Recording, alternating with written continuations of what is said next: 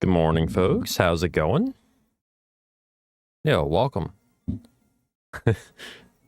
How's everyone doing today? More Oracle of Ages derusts today. There is no pluralization on that word at all. Sorry if you got 2 live notifications today. I had a weird OBS error happen. Upon starting stream, it gave me like an NVENC encoding error or something. But only after I had been streaming for about a minute. So, yeah, don't ask me what that's about. And it kept giving it to me until I restarted OBS. So yeah, I'm not really sure. But anyway. Yeah, I was gonna do that. In fact, like I need to open Discord.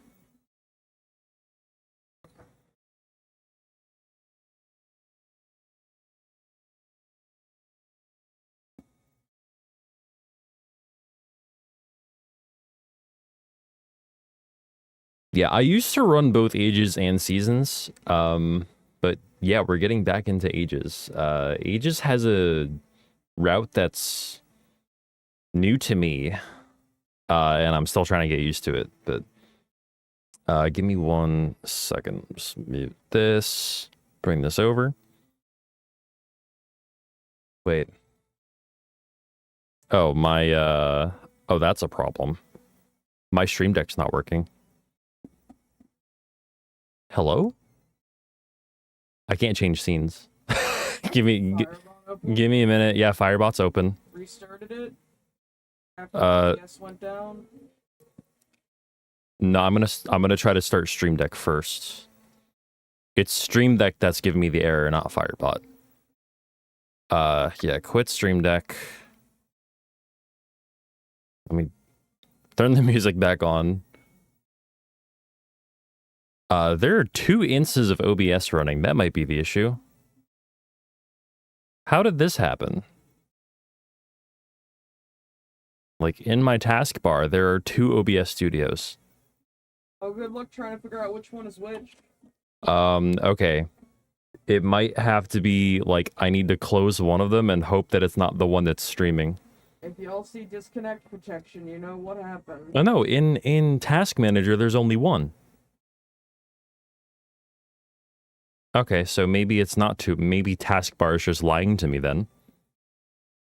Let me try reopening Stream Deck, because, like, I haven't actually tried that yet. Okay, are you gonna work now? No. I might just need to restart OBS, y'all. Again. You need to restart all programs involved with your streaming environment, or worst case scenario, your PC. Yeah, I might just need to, like, restart things. So give me a moment. We're having some tech issues here, so yeah, just give me, like, 5 minutes tops. And I'll see y'all in just a bit.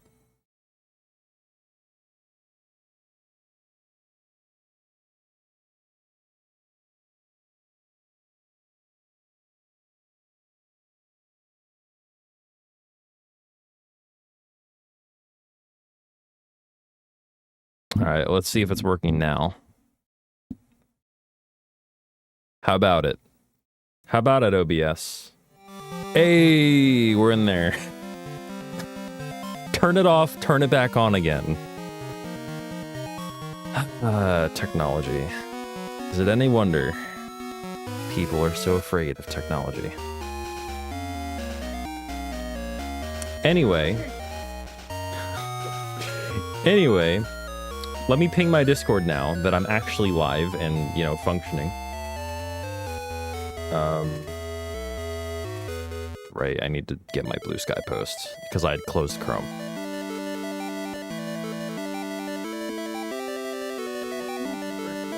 Hide Serial.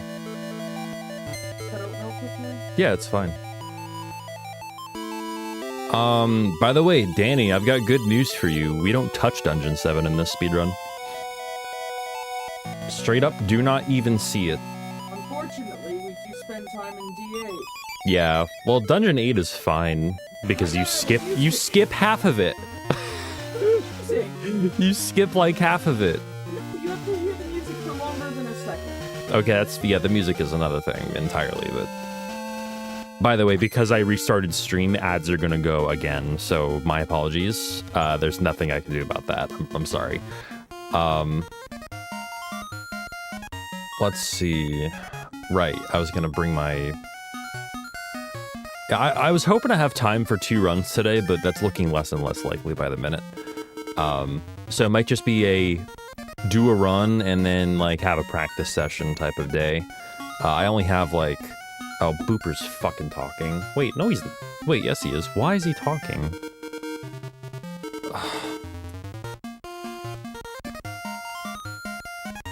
Give me a fucking minute.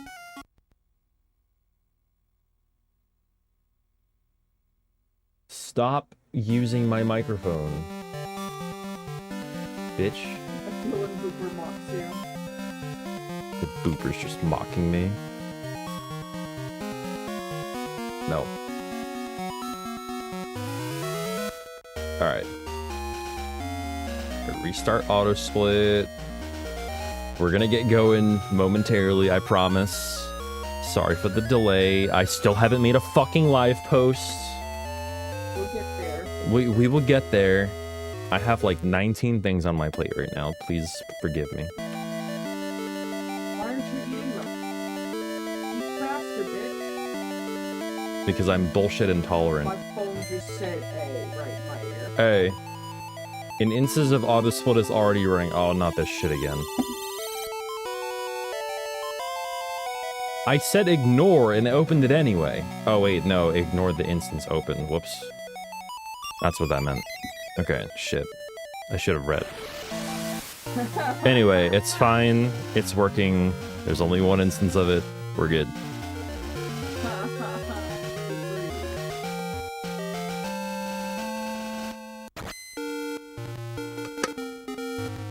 Anyway, Lilac with the 59 months. This was before I went live.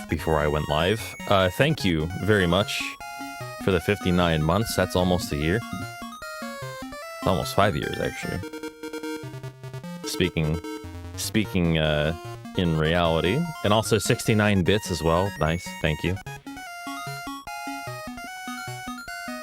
Thank you very much. This is delete, right? Yes. So for those of you who haven't seen this run, take very close note of my file name right now. It is essentially Japanese gibberish. But it is required to name myself this to finish this run. Because it is a piece of the puzzle that is required for the arbitrary code execution that we use to actually just trigger the end credits. It's that kind of run.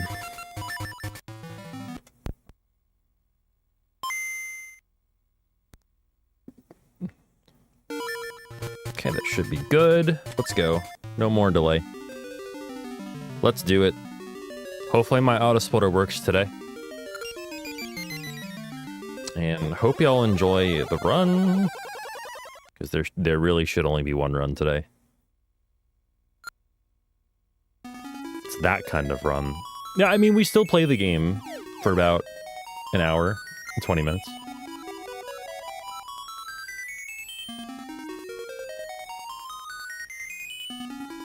But we don't finish it traditionally, that's for sure.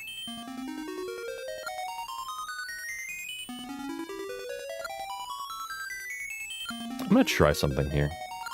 Whoops. Or there's an extra text box. I'm gonna try pushing this from the right-hand side. She goes down when you do that. So it's probably slower. Also, God, I just lost so much time there.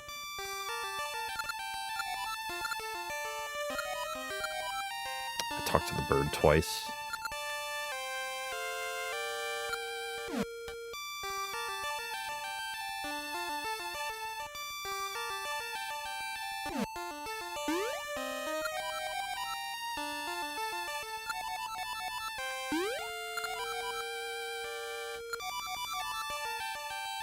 Oh my god, so far my arm is not liking this mashing today.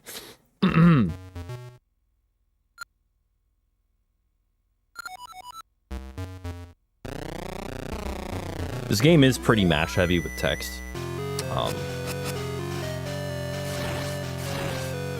It's kind of one of the worst things about the run, to be honest with you.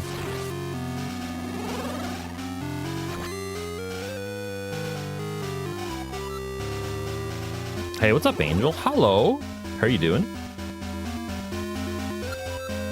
Have you been? God, I need water. Am I going to GDQ? I'm not going to GDQ, unfortunately. Amber and I are hopeful for SGDQ again. Yeah, AGDQ is just not in the cards for us right now.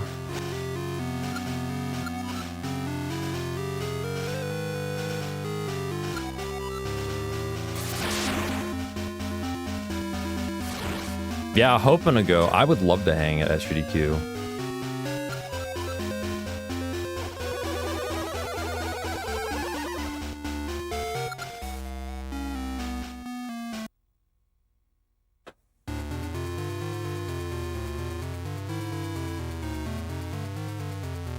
Anyway, I hope everyone's having a good one today. Y'all are enjoying your Saturday. Enjoy your weekend, y'all. All right, today is Saturday. Thank you. Thank you. I did get a haircut yesterday. God, there's like a running joke on this channel where like I will not get a haircut at all, and people will be like, "Did you get a haircut?" And I'm like, "No." I didn't. I'm just one piece of my hair is like a little different this morning. And then I'll actually get a haircut and no one will fucking say anything. And I'm just like, are you shitting me right now? Not today. I know somebody else said something about it earlier too.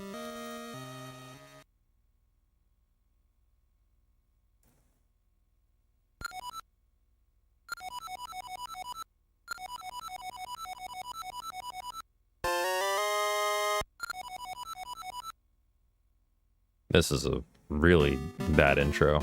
Should be like 3 seconds faster there, but that's okay. Not worried about that. I tried something new on top of like my matching is awful right now. Or like arm is tired. Also, yeah, fun fact, I am wearing a bald cap right now. I was trying to keep it a secret, silent, but...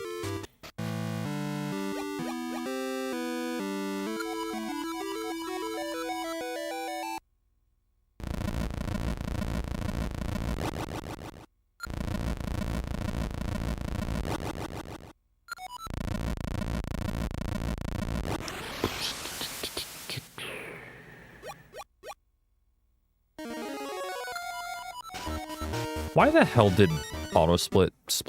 What? 418.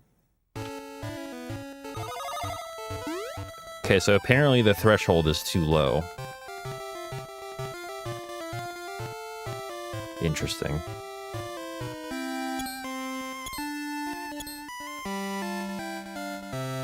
I think I might just need to redo the pictures.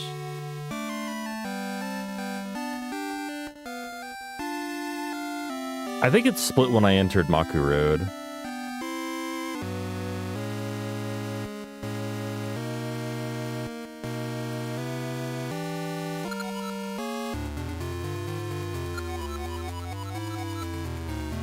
Alright, Link's gonna see a ghost here for a minute.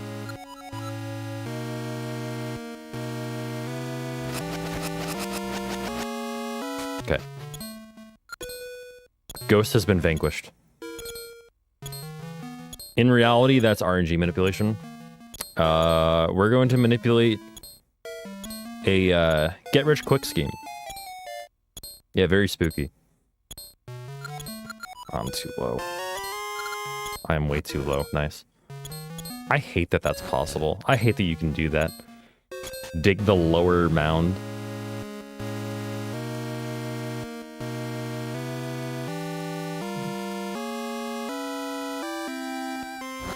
Money! And more slashes to manipulate this ring in the shop to be a certain ring that doubles our power. Right here.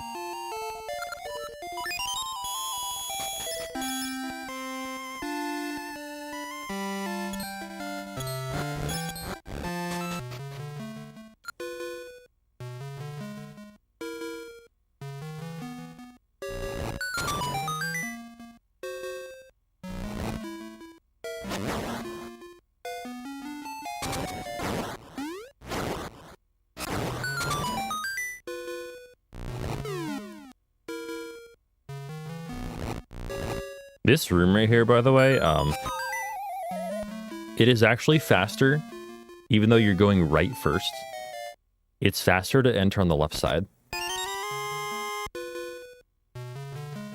Because you spawn back on the left side when you fall.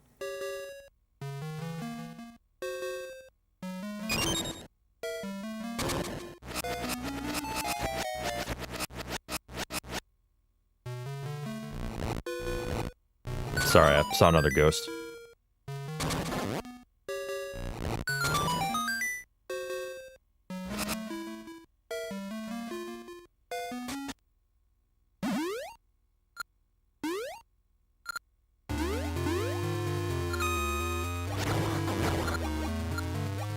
Ooh, perfect. Look at that. Link didn't even move.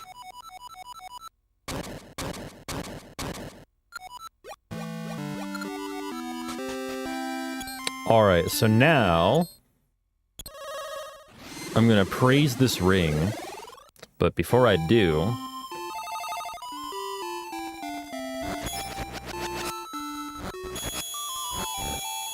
I'm just gonna get some more money.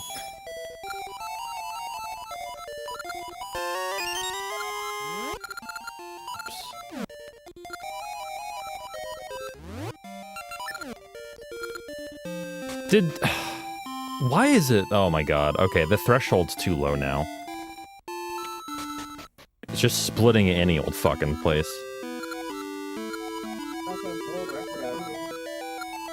I mean, we are 4 minutes ahead. Yeah. My god. My arm's already had it for the day.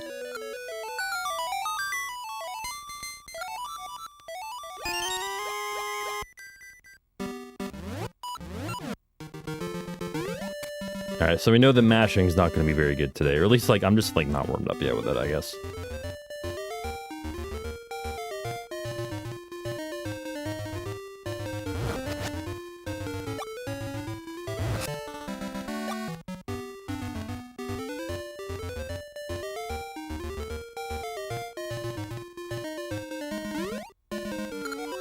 Don't we all, Lilac?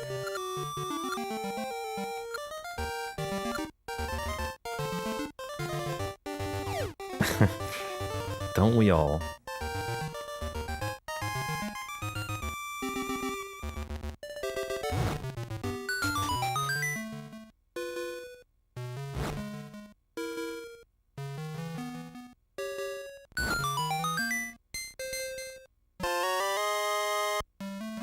Whoops.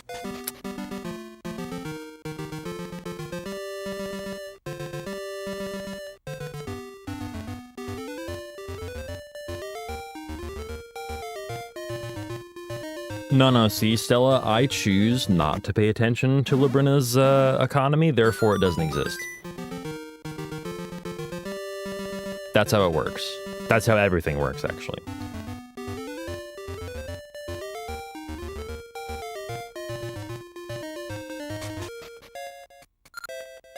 Okay, that's actually a proper split. I'm actually surprised we're only 1.7 behind.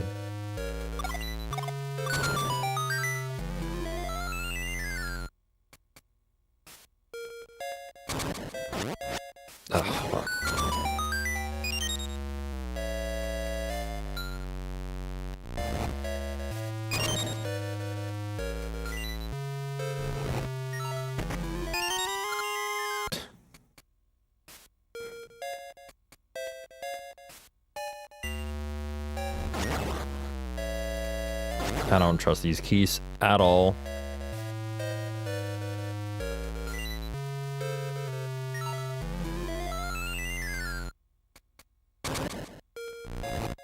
So basically, think of it this way, right? There is one RNG value in the game that determines all of the randomness. And by swinging my sword, and thus causing something random to happen, the sound of the sword, like the sound that it makes, there are 3 different sounds it can make, all at random. By swinging my sword, I'm rolling that RNG value forward and manipulating it. Basically to my will at certain points. It's not always possible, but it is possible a lot of the time in this game to control it. Thank you.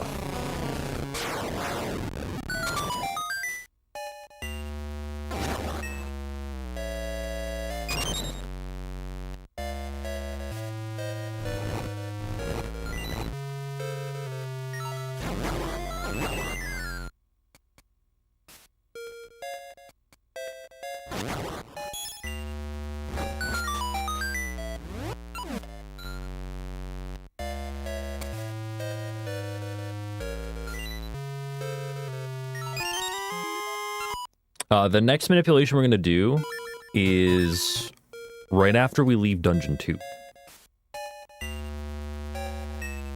Get out of here. Get out of here.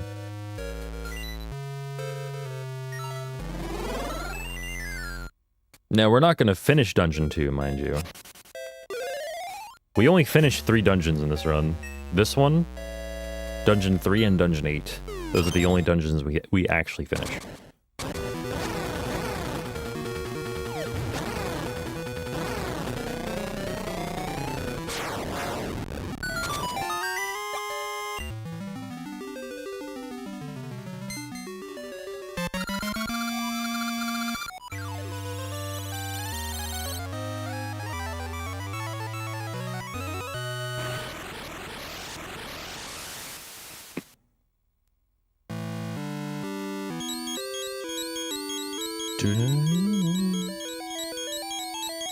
Like, our goal in this run is not to finish dungeons, it's to perform the arbitrary code execution at the end. And for that, we need a few different prerequisites. We need, oh god, what do we actually need? We need to have finished Dungeon 8 to get the Tune of Ages. Every other dungeon we finish is just to advance the story to a point where we can, I need to take the ring off when I can. As a matter of fact, I might do it like right now. Yeah, I forgot to take that off. Too busy talking. So we need, first off, access to Mermaid's Cave, or the Mermaid's Cave like alcove.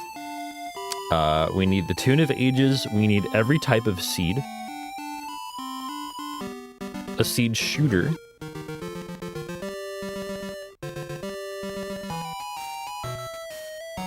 Switch hook, Cane of Samaria. Bombs. Basically, we just need a bunch of items. We need, like, basically almost every item. Which is why we're not finishing every dungeon, because we just need the items.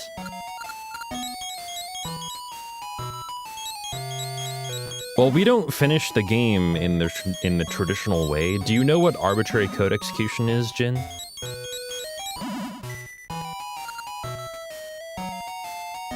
Or at least, like, wow, really?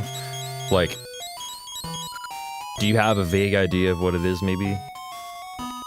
Not at all. Okay, so basically, we can manipulate the game into executing code at our own will, and we use that to trigger the end credits and end the game. So we basically cheat our ass off, is what I'm saying. And we perform a credits warp. Yeah, exactly.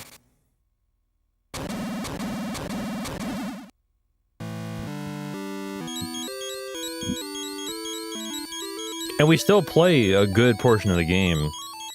And we skip most of the bad stuff, like D7.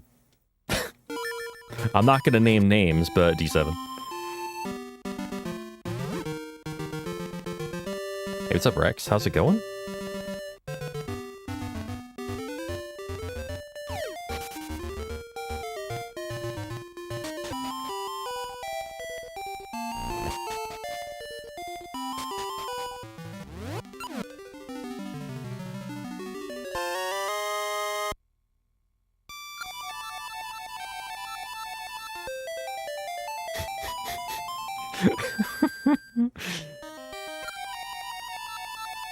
See, joke's on you. I've never done D7. I don't even actually, I have in the past. I just don't remember anything about it. Other than the fact that it's terrible. I don't remember why it's terrible. I just remember that it's terrible.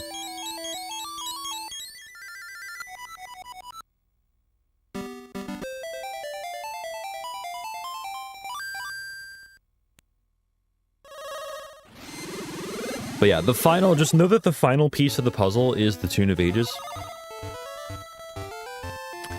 Which we need to finish Dungeon 6, Dungeon 7, or Dungeon 8 to be able to fight Possessed Nehru and get the Tune of Ages.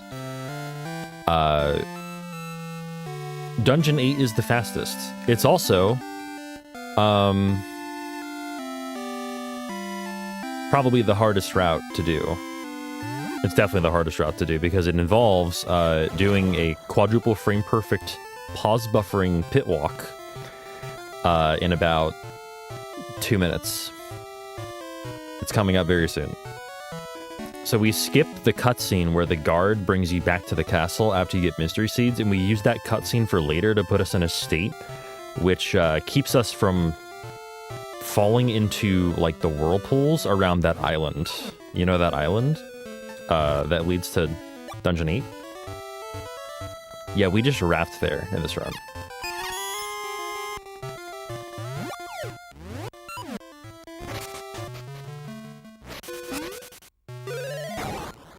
No, Ganon, we don't see Ganon. That's linked. That's in a linked playthrough. That's the only time you see Ganon. This is just solo Ages.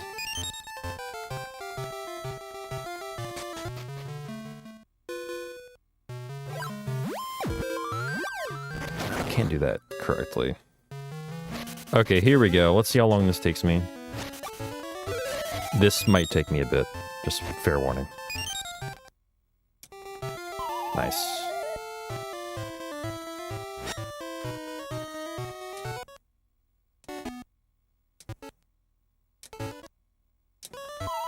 He was gonna shoot me anyway. Can y'all not be right there? What the fuck? Please. Fuck out of here.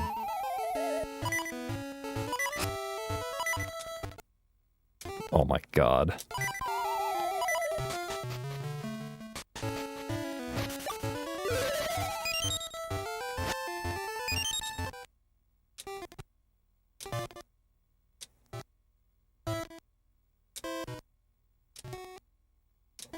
Nope, I was one pause buffer away from getting it. Shit. If I die, I die, whatever. Yeah, okay.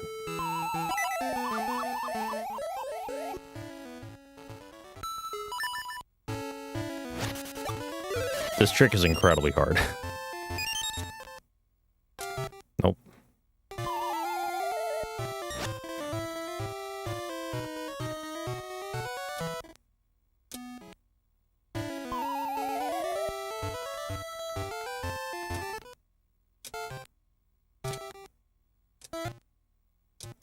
Dude, I can't pause buffer right now. Shoot me if you're gonna shoot me, please. Yeah, like, it's... These guys do not have to be as annoying as they're being. They're not usually this bad.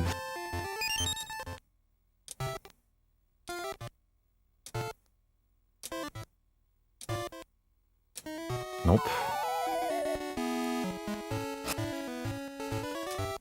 I keep, like, missing buffers entirely. That's bad.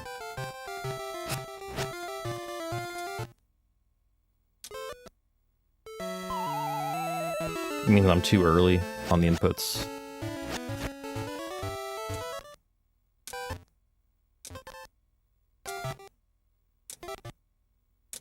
Nope, 2 frames.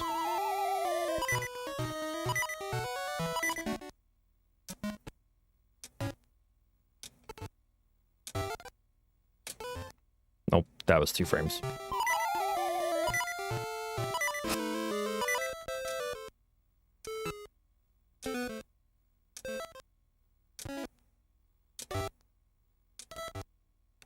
That was the very last one was 2 frames. If that was 1 frame, that would have had it.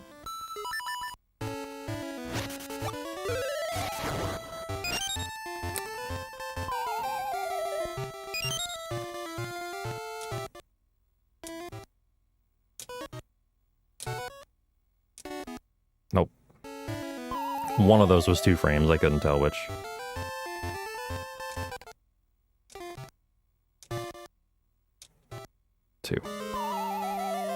It's quadruple frame perfect. You have to get 4 in a row.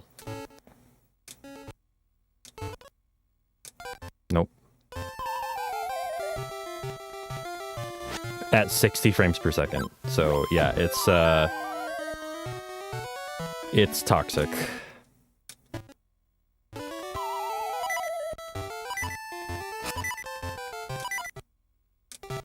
My guy, come on. I can't, and the problem is right now, like, I don't have a feel for pause buffering at the moment.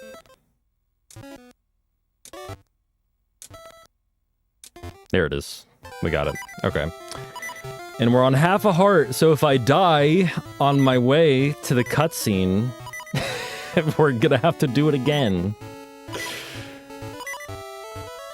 Oh my god. Yo, I used to put the 75 months.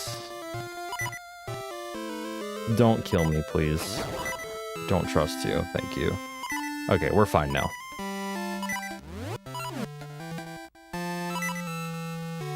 Now we can continue the run. This cutscene plays as normal. Sort of.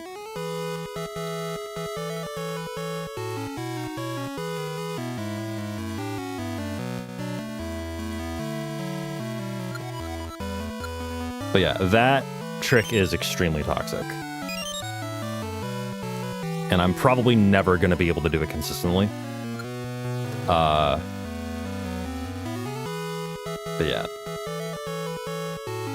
It is necessary for the route, unfortunately.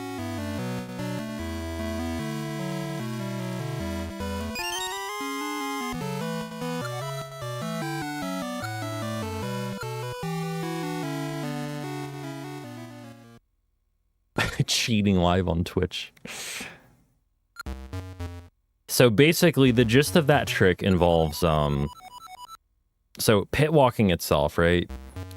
First off, it's sub-pixel dependent, which is why I was doing a setup for it every time. Second off is, if you walk diagonally and cardinally on alternating frames across that pit while your sub-pixel is good for it, you can walk across the pit, and it requires 4 frame perfect inputs, or 4 frame perfect pause buffers to be able to walk across a pit like that.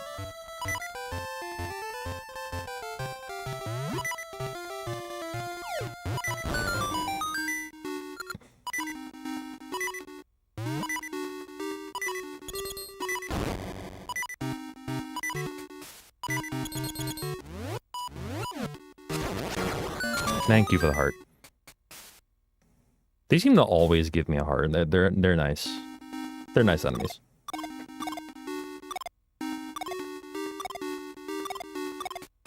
Fuck my life. Fuck my fucking life.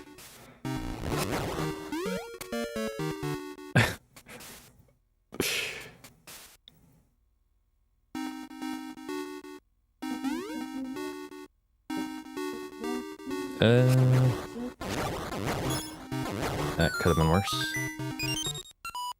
Got another heart out of it, too. Health is a precious commodity in this realm. Ugh.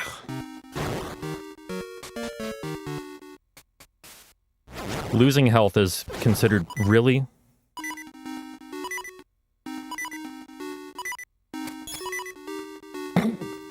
Nice.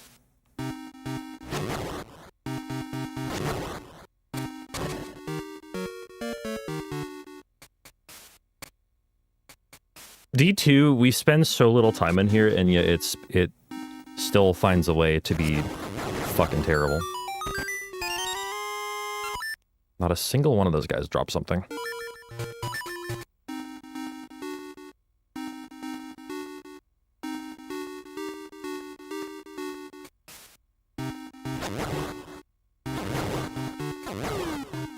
That worked out, actually.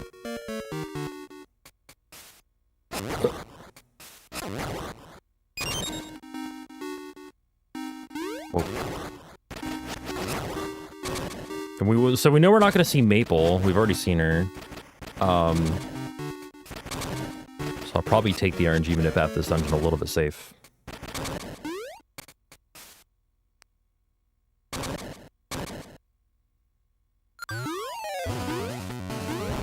I'm sorry, who are you?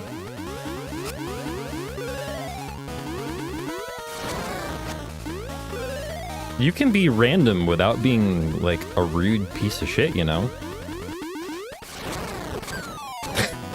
Like, just throwing that out there.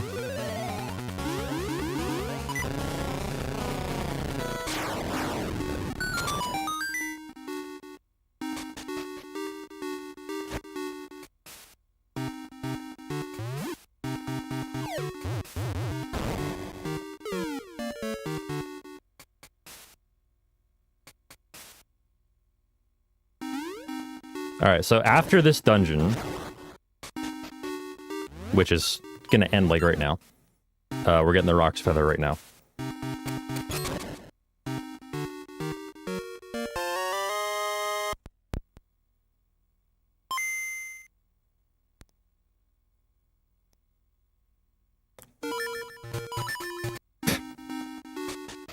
Wow.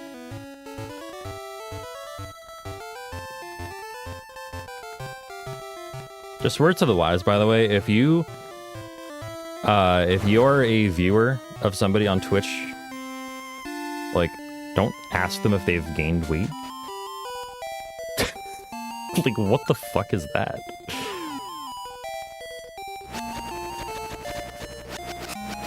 Okay. Wait a minute. Maple can appear on this screen?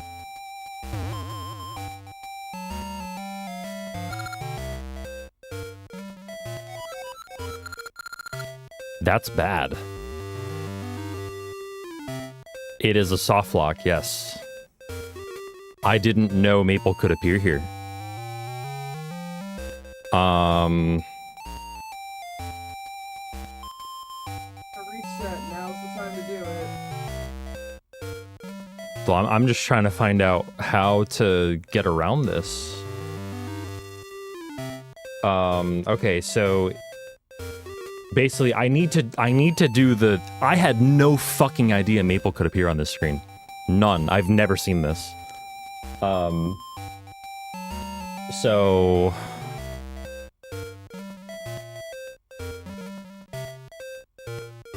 I guess to be safe, okay. What I need to do is I need to not kill an enemy on the other screen where she can appear.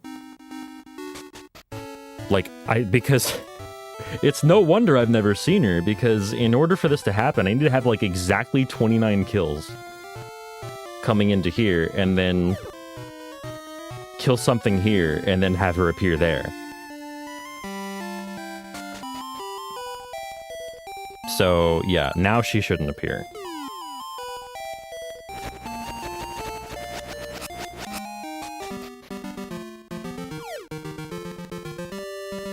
Wow, that is some horse shit. Okay, well, that's really good to know, though. That's really good to know. Just don't kill any enemies on that screen, just in case you're at 29. Because Maple does appear, like, after 30 kills on certain screens. I just didn't know that that was one of the screens. Whoops. That was a mistake. That's not good. I was like a couple of frames late on that pause. No, that's not right.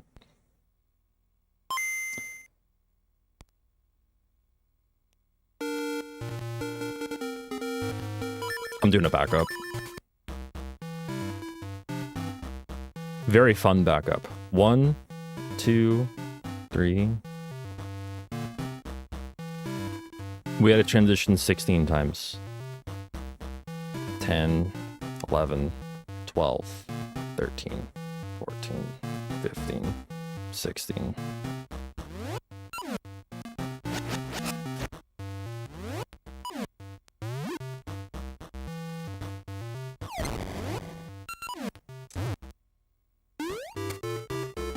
There we go.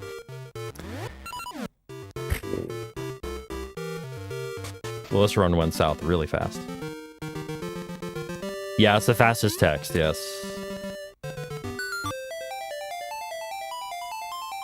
I think it saves like something like a minute and a half or something. I'll say what's up, Cross, though. How's it going? Yeah, it's just like, Japanese just has like a higher syntax density than English or most other languages. So it's usually the fastest text for like when you can't automatically skip text boxes or like immediately skip like text boxes overall. Japanese is typically fastest, or like another Asian language is like typically fastest with like a similar syntax density of language. Can I learn this run without doing any manips? Yes.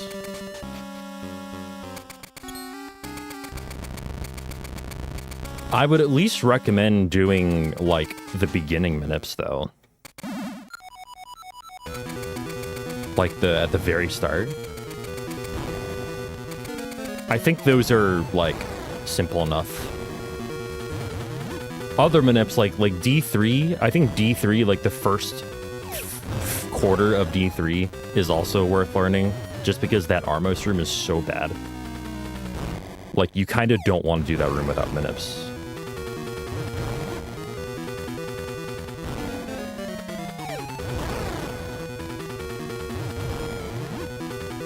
Now, 3 minutes of ads is pretty standard on Twitch. I know you can't hear this, but...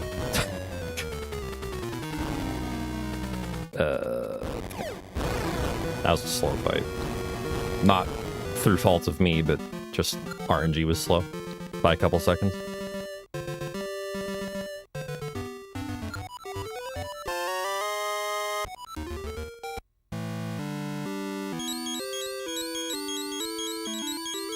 By the way, sorry for getting mad at that guy earlier. I wasn't, like, offended by what he was saying. I was just like, the fucking nerve? Like, how are some people like you? Why the fuck do you think it's okay to do that? That, like, there's no... It's the lack of consideration for the person that they're asking about, because, like, what if you had an eating disorder? Yeah. You were recovering from that. Yeah, exactly. Just, like... Don't be like that, please. I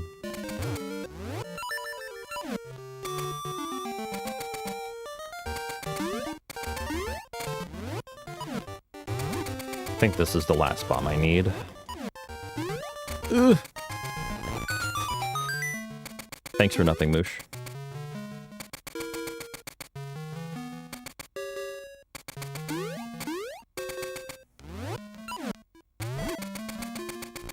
Did I lose hair?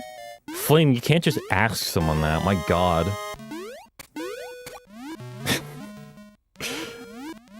I did, actually. Yes, I did.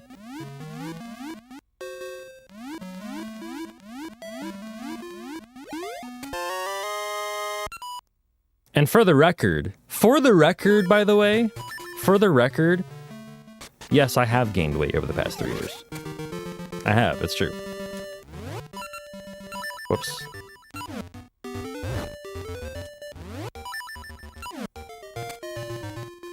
Not a ton, but yes, I have gained weight. It's called getting older.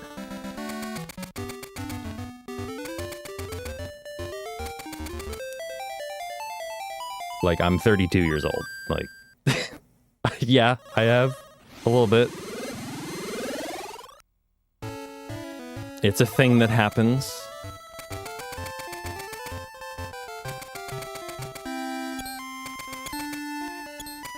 Damn.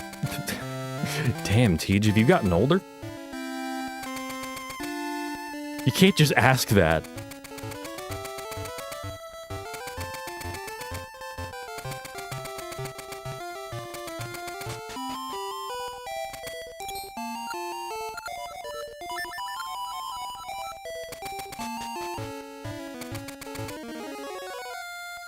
You were 32 once, I'm 28 now. Congrats on losing age.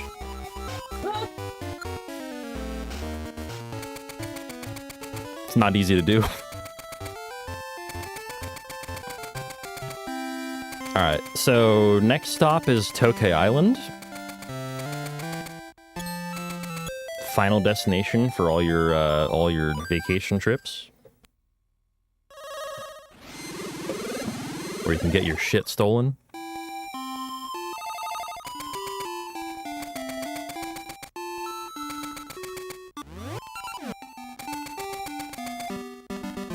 I didn't mean for this to become, like, an age discussion, but...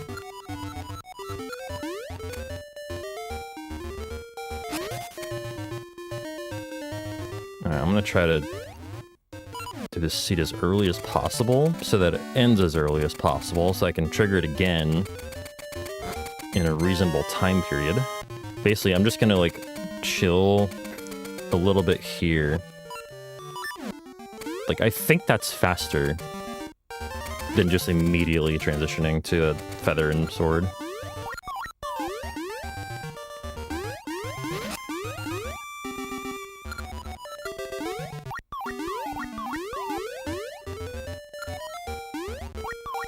By the way, I don't think I've ever actually, like, I did not recognize that person whatsoever. They said they were a longtime viewer, or like a previous viewer. I did not recognize them at all. And I'm typically pretty okay at recognizing folks. At least I like to think. Like, my short-term memory is bad. My long-term memory, though, for whatever reason, like, I can remember people. That was super fucking weird. Oh yeah, fuck you, fuck you. Thanks, Ricky. Oh, we were not blessed by the ghost ship. I think we got a frame of it, actually.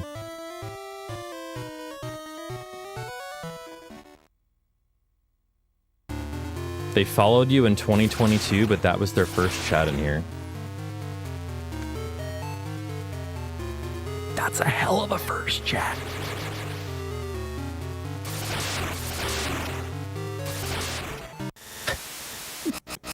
That's like an all-time first chat.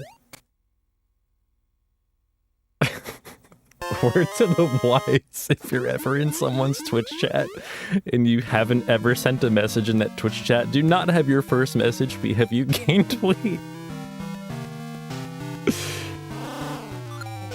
Oh my goodness.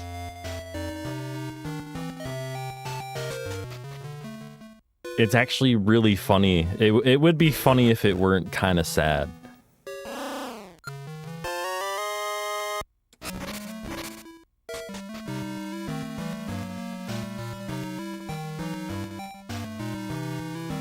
And they doubled down too. I mean, well, it was. I don't think it was necessarily a double down. It was more of a, or rather. No, I doubled down on the insensitivity. No, I straight up like banned them because they said, well, he has gained weight though. No, she said it's not bad if you have. No, that's not what I saw.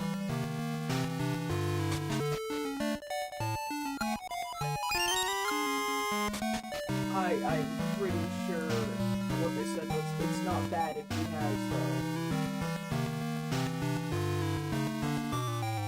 Maybe I just saw he has, though.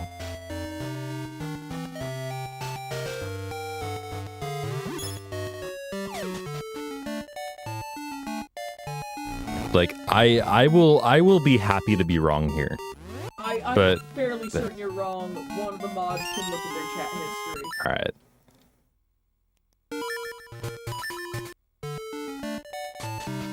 It's not bad that he might have. Okay, in that moment, I just saw, like, he might have.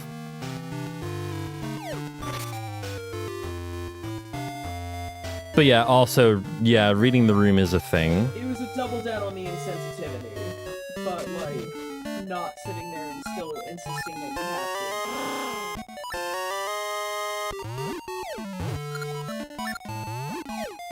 to. I should have thrown that up.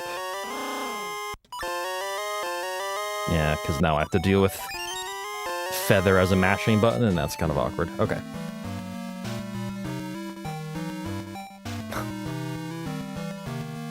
Yo, hi, Maddie. Bye, Maddie.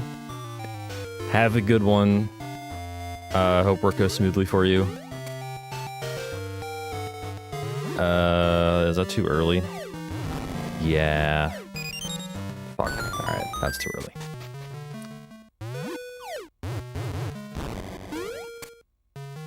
Yeah, shovel duping is cool. We get to steal our shit back from the Tokay. It's always good. Not all of it, but, you know, your bracelet and your feather. Well, you already have your bracelet, but you're basically stealing the shovel and the feather there. Without having to go get scent seeds, which cuts a ton of time out of this, like, fetch quest adventure.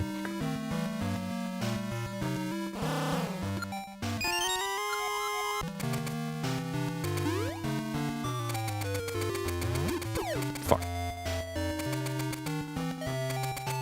Okay, let's see if I can do this too.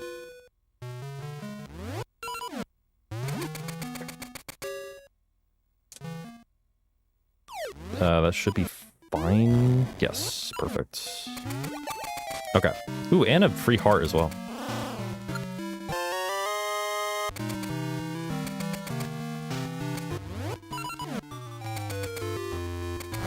So what I did there was I did a like a subpixel bomb boost clip trick, which is a bunch of words strung together that sound fancy.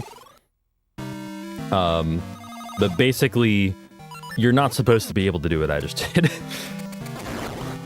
I'm basically standing in the wall for a short period of time to be able to pull that pot. Saves like 10 seconds.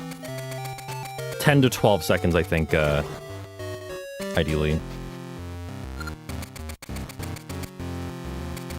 It's like, where the fuck are they?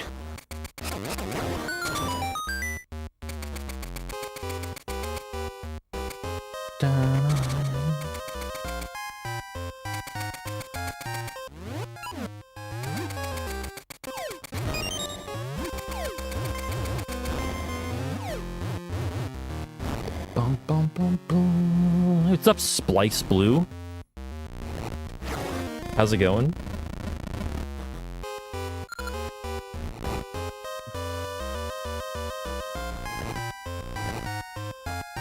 Oh, wow, nice pushing. So yeah, at least the first part. Thank you, thank you. That might have been too long. That was perfect, actually. At least the first part of this manip, I would recommend learning. Because it actually, I think it's easier. I think the manip itself is easier than that stupid fucking Armos room unmanipped.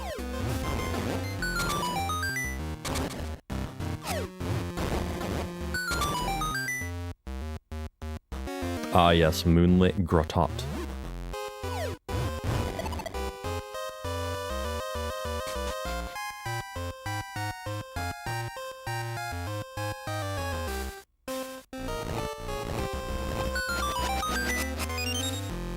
Slashing until I hear two highs there.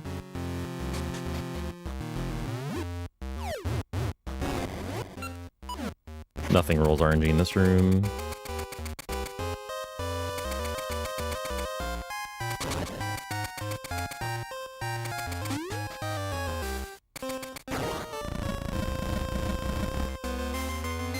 Best dungeon music in ages. Ancient Tomb. No, this one. I think this is better than D4.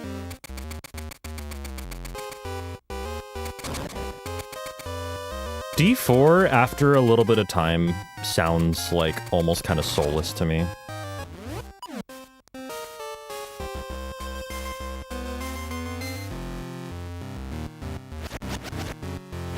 Oh, speaking of bangers, Crown Dungeon. Oh boy. Like, yeah, this is... I recommend at least learning the manip up to this room. Because fuck that room. Without RNG manip.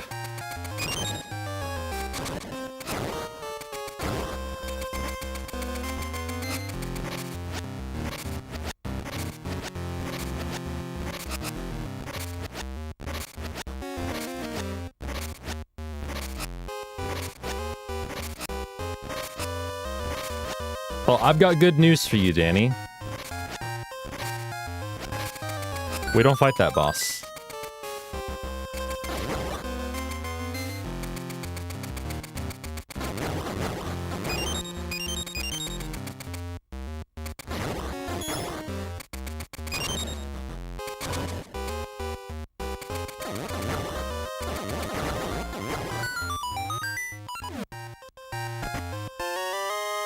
Yeah, we go in, we get the Cane of Samaria, and we leave Crown Dungeon.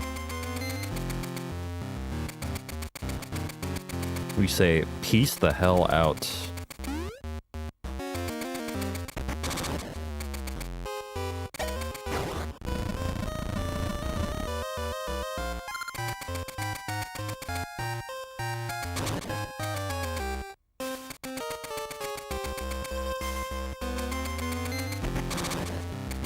Through the Molorm room there, sneaky little, like, bit of movement tech. It's called holding diagonal all the way through the room. Even though that's not the fastest way to do the room. Holding diagonal just, like, delays my movement just enough to let RNG roll a couple of extra times. To be where I want it to be.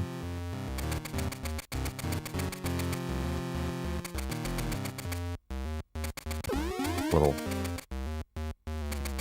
shimmy movement there.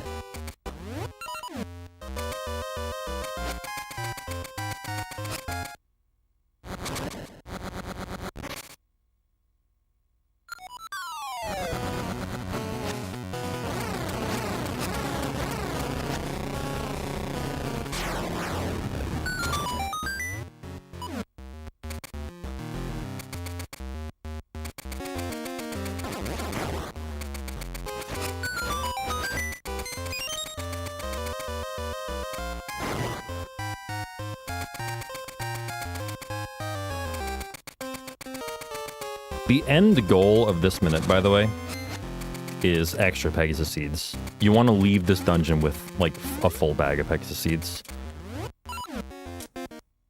The scent seed helps too. It only saves a little bit of time in this route, but it does save time.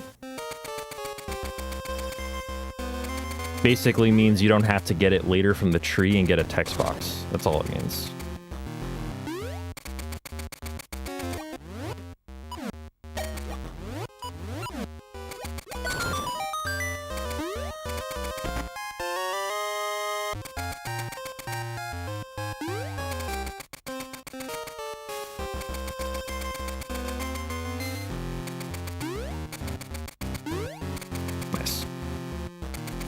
All right, we should be primed for listening for 3 highs and a mid.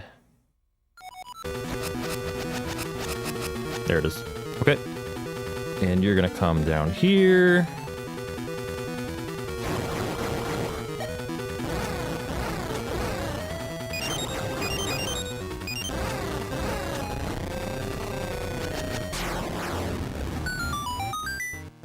Trying 3 extra slashes there. That was a good D3. That was really solid. Like, I don't think I made any mistakes.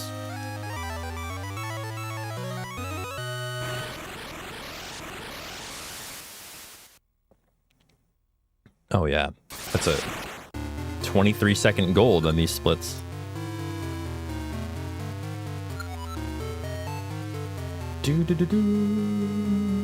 Metro, yeah, we're Metroid primed for Pegasus seeds here.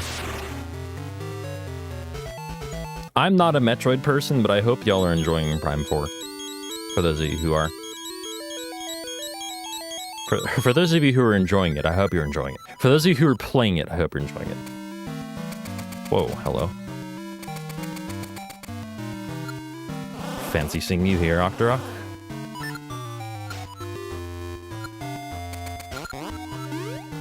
So the only reason we finish D3 is to have Dimitri appear here to take us off the island. That's the only reason we finish it.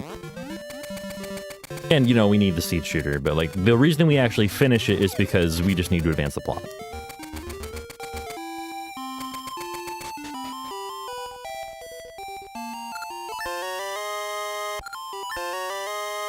Okay, we need the shield for another trick later, and we need Dimitri's flute to do this next story part. And by Dimitri's flute, I mean the flute. It's not Dimitri's flute yet. Buddy, please.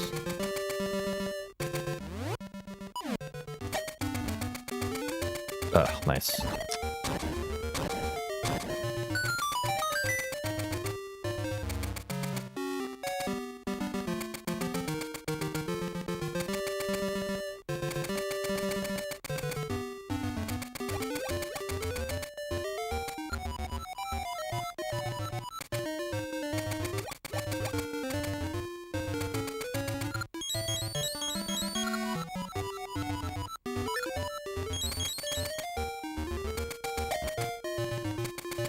My mashing is definitely a thing today.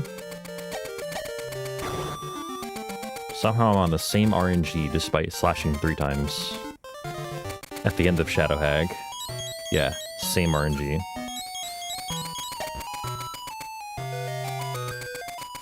As usual, that is.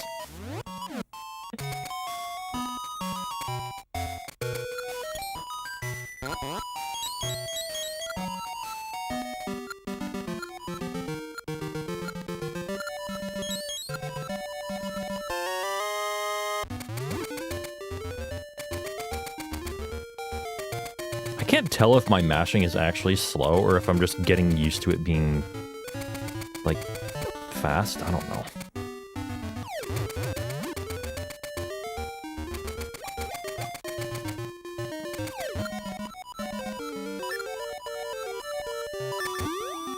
Nope.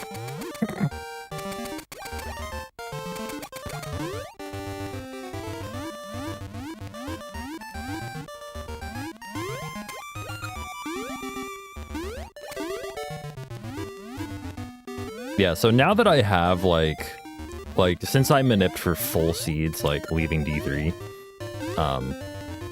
I can be pretty aggressive with seeds, like, overall. Like, if I leave D3 with basically a full bag of Pegasus seeds, like, I don't have to be cautious anymore. I don't have to be conservative with seed usage at all. I can use them pretty much whenever, wherever I want. And as long as I refill at the right points, I don't have to be cautious at all. Yo, thank you. Will I be seeing you later, Crasto?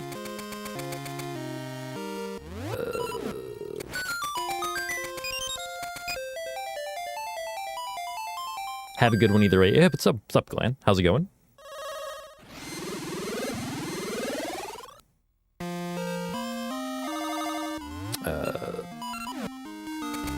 I'm actually equipping Feather here.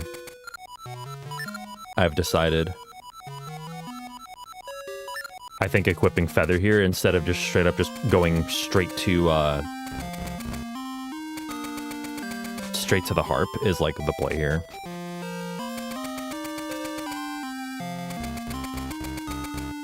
It's just a more consistent strat, and I also don't even think it's slower, to be honest with you. Wait, no, don't leave.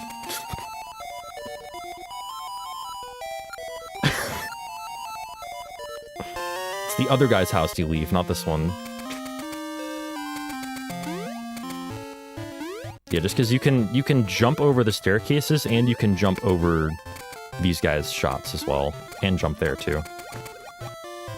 And I think you save a seed as well if you do it well enough.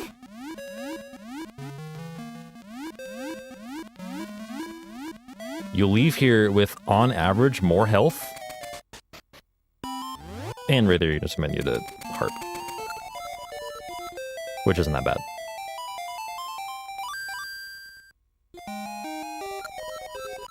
Wait, is it called Nun Highlands? Noon Highlands?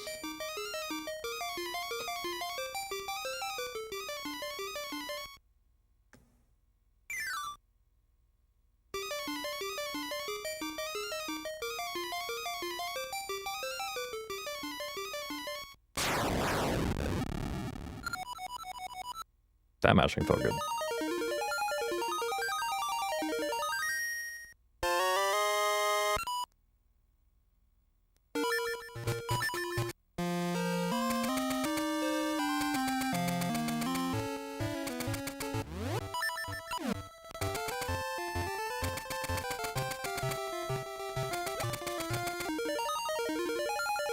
You gotta wonder about that guy's living situation, by the way.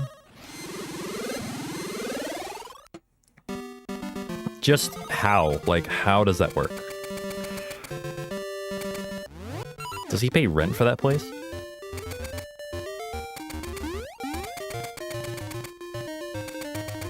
Is he okay?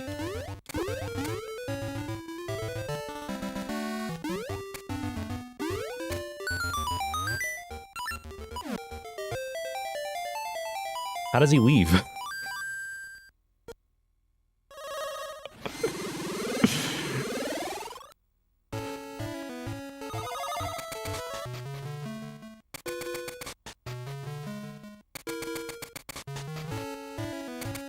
Oh, God, it's too high.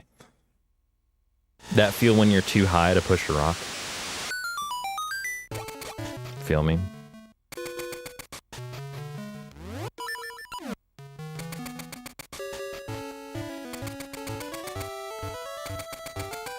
Ugh.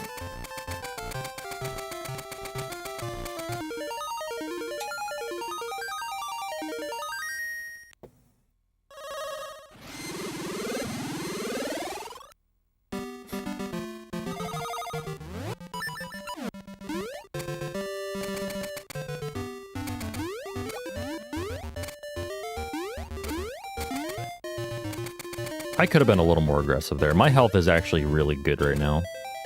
Like, I could have taken that more aggressively.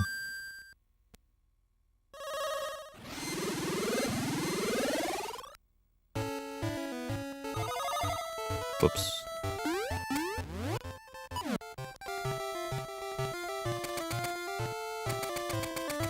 You're not jumping.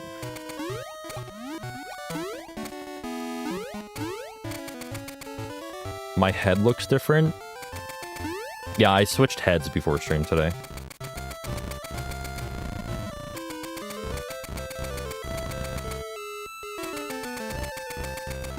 This one's a bit more aerodynamic, so I went with this one.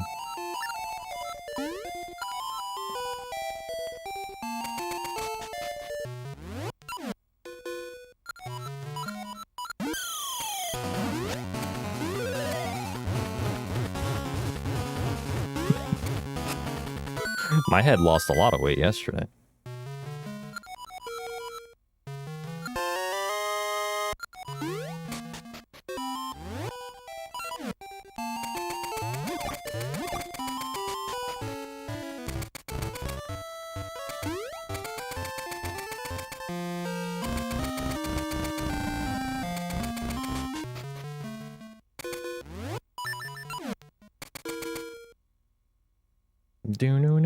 Oh, it's a 40? Yeah, it's a good bit. It is a good bit. I'm gonna get Pegasus seeds after I go get the bomb flower. Sorry, not bomb flower. Give the bomb flower. Just because I'm warping right back there anyway.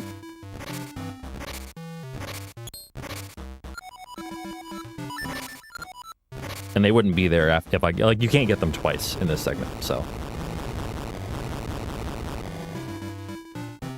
guess what? What happened?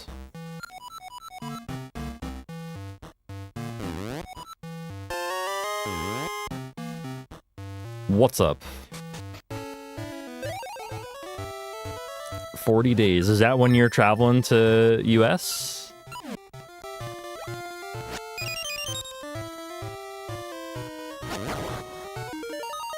Hell yeah, I'm excited for that. God, it's coming up fast. You're traveling on the day before that. Oh, well, sorry, I'm completely wrong then.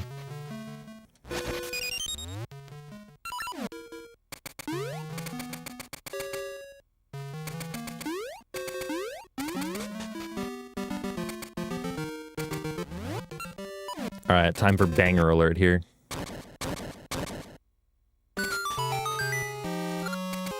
Also, pay no attention to this split, I guess. I don't know why this split is so fucked up. Where are... Oh, wow.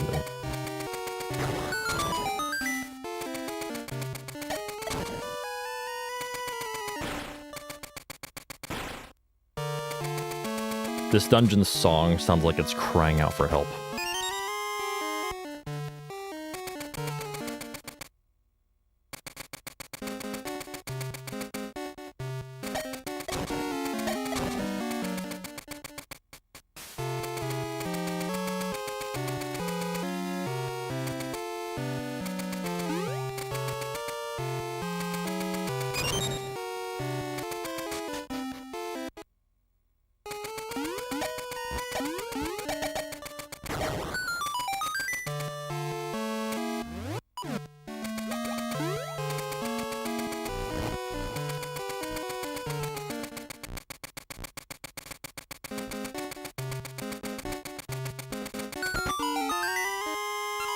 Leaving D5 with full health?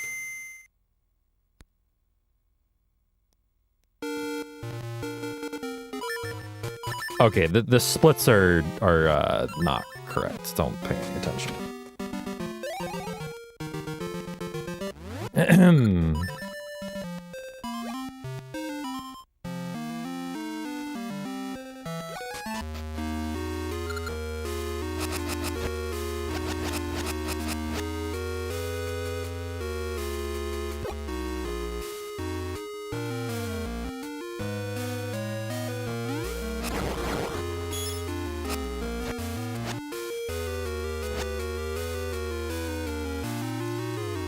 All right, let's see if we can pause buffer.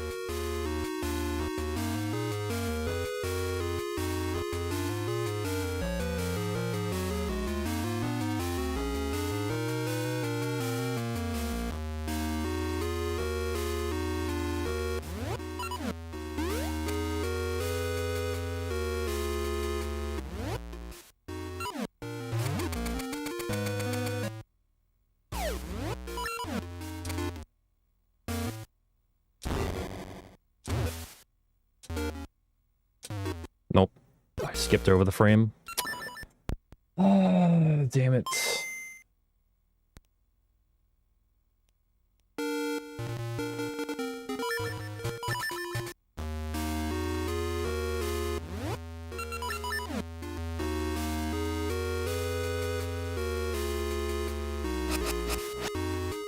Really?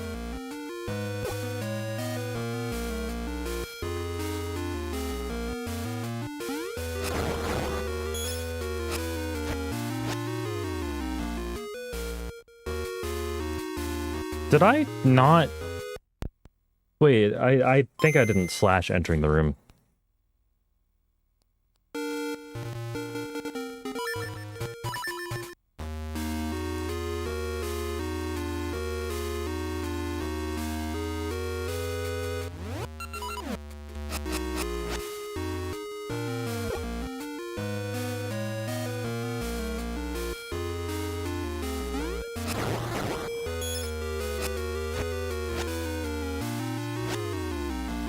Yeah, I didn't do that slash entering, so the Stalfos went straight right instead of left.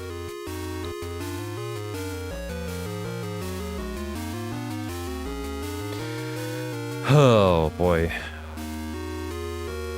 I think I just like it feels like I'm starting to get a feel for pause buffering back, but man, I still really relatively just don't have any feel for it.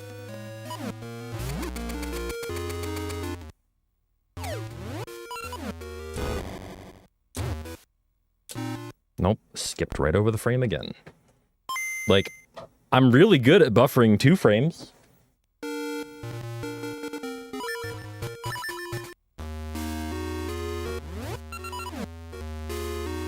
Unfortunately, that's not gonna work.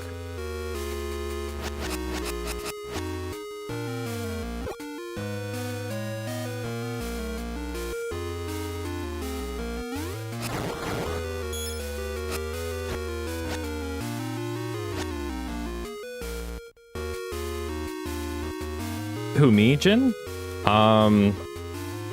Overall, probably Seasons. I think Seasons is the better game. But Ages is a really cool speedrun. It's just very hard.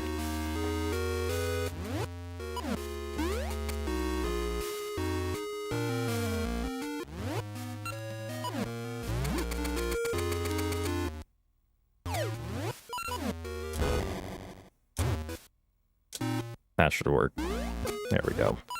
All right. That's what that looks like. 3rd try.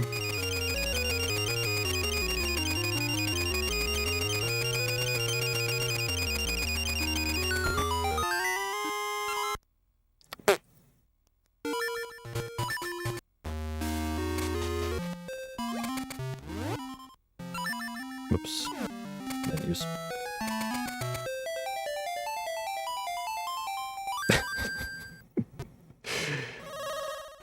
Yeah, like the skips in this run are really, really, really like impressive looking.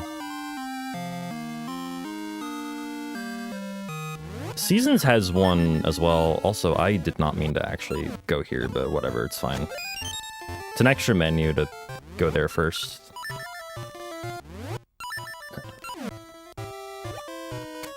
But I do have a menu route that accounts for that, so. Mainly because I was going there first, and then I realized, oh shit, that's an extra menu that I don't need to make. And so I adjusted it. I actually really wish I could have skipped these ads.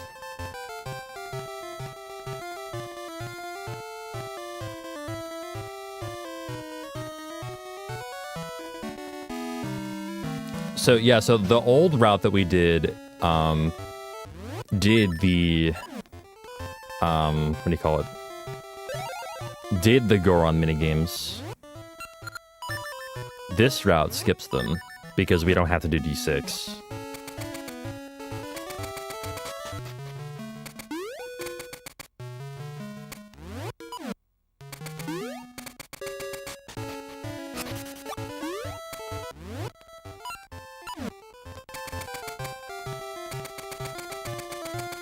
Wait. What? Where's the cutscene? Oh, there it is. Wait, what? What the fuck? Oh, do you have to be like a certain... Okay. I guess there's an X coordinate boundary for that too. Yeah, that scared the fuck out of me. I thought that cutscene just wasn't gonna exist.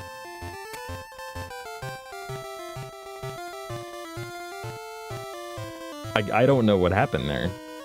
Actually, oh, you know what I found the other day? You can just do this. Instead of going around, you can just jump from here.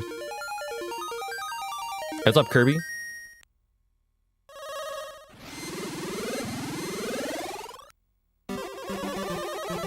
So yeah, that was a cutscene state, by the way, that allowed us to do that. We need to do this to get our access to our menu back. Just jump around that.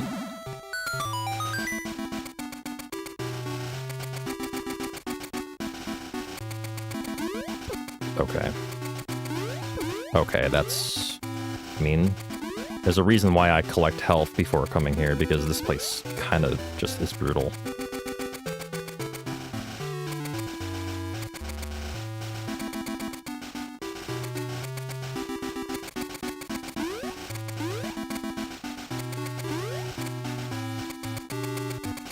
Yeah, I don't trust you at all. Okay. Banger alert.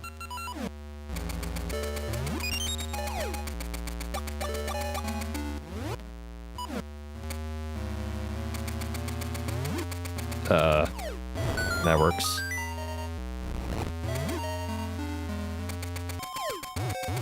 Worst room in the dungeon right here.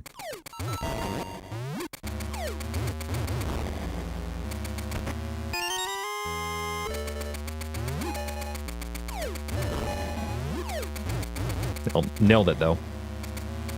That was perfect.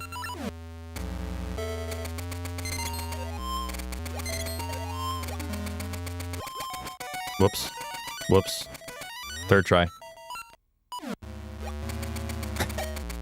No one saw that.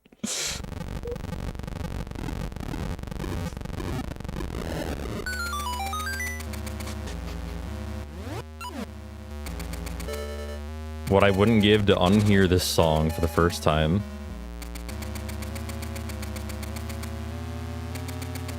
I remember when Flame unmuted right as I had said in the VC, like, I bet you Flame's gonna sit here and talk about how great this song is. Yep. Tell you what, they really nailed the I wanna fucking die aesthetic. I'll say that at least. Sure did.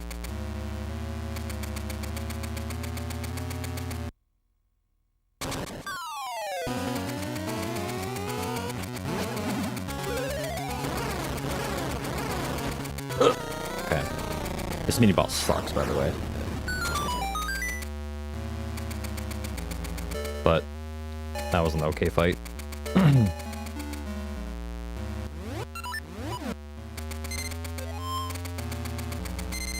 Excuse me, sir.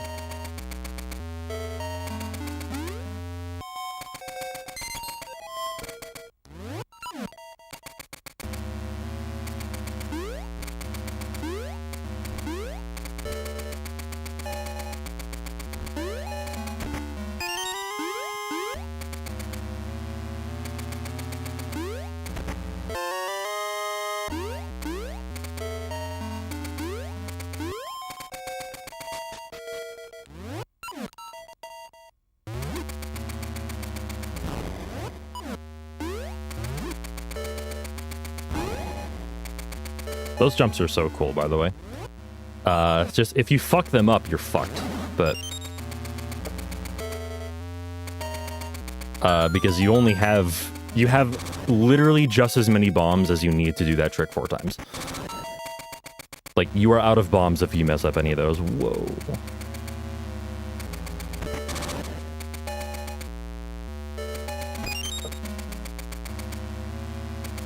You switch hooked me. Top 10 pickup lines to to tell your Oracle of Ages crush. Whoops. That's not good.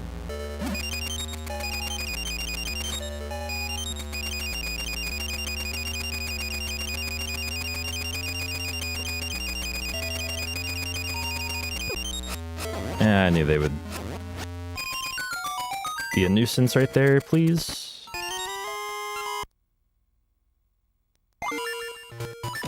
This song is making me feel like someone stole my piano and is walking the lower 10% with one finger covering 2 keys at once.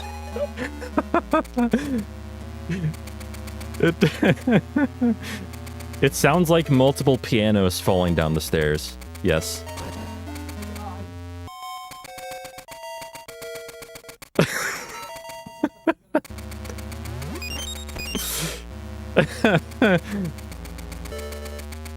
It really... Or I thank you for the 250 bits, by the way. Keys, please. Thank you. Pardon me. Form a fucking barricade in front of me. Holy shit. That was unnecessary.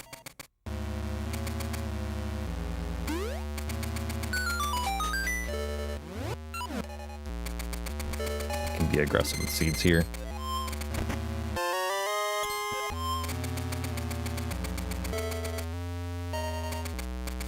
I play this right, I think I should just end the dungeon with 0, which is, like, ideal.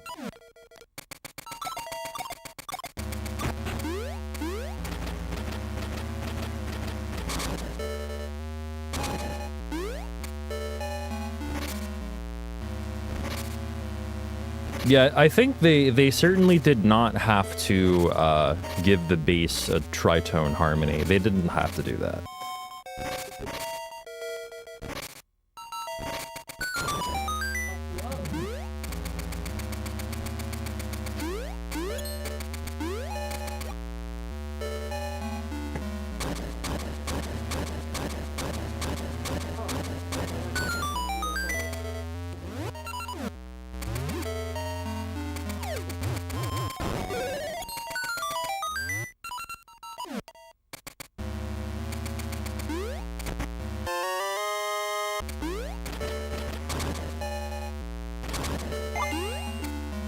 We call this one of the few examples in popular culture of a song written in the Locrian mode.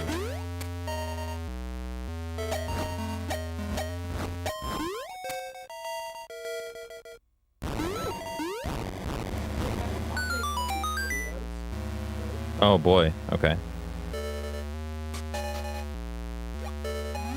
Or thanks to 250, Locrian mode?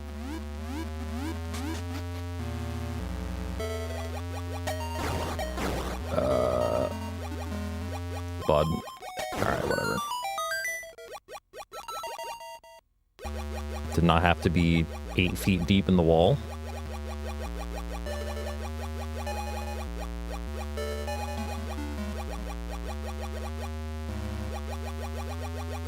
By the way, so we never got the mermaid suit in D6 because we never went to D6.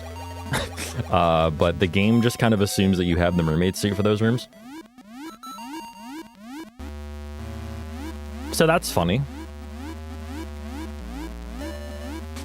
For that, I guess, we can thank the devs for, like, accounting for that, because they certainly didn't have to.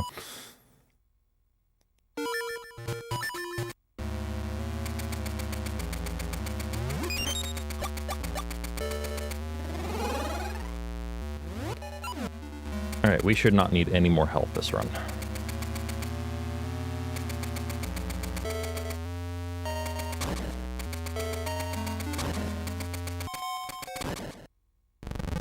Dun, dun, dun, dun. Don't get me wrong, I would like this song fine if the bass weren't two different basses fighting with each other.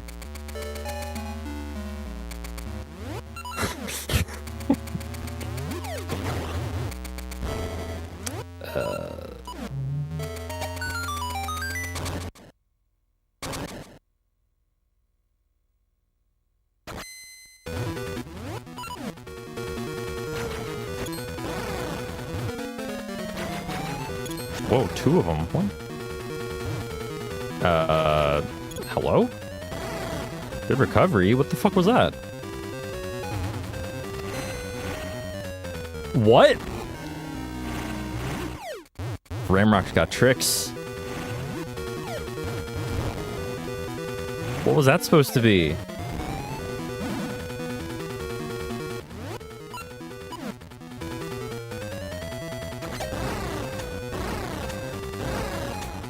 Oh, whoops. Okay, that works.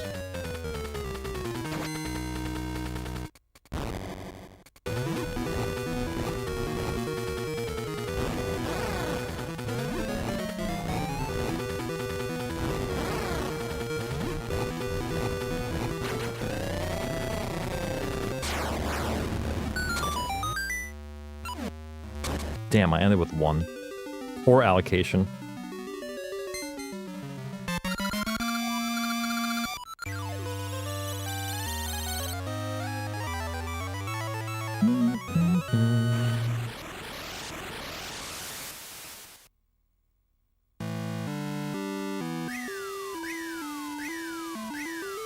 It's called dissonance, and if used correct, you feel like... Yeah, I think there's a difference, though, between dissonance and dissonance on Game Boy speakers. And, yeah, I don't know. I think it sounds like... probably how they intended it.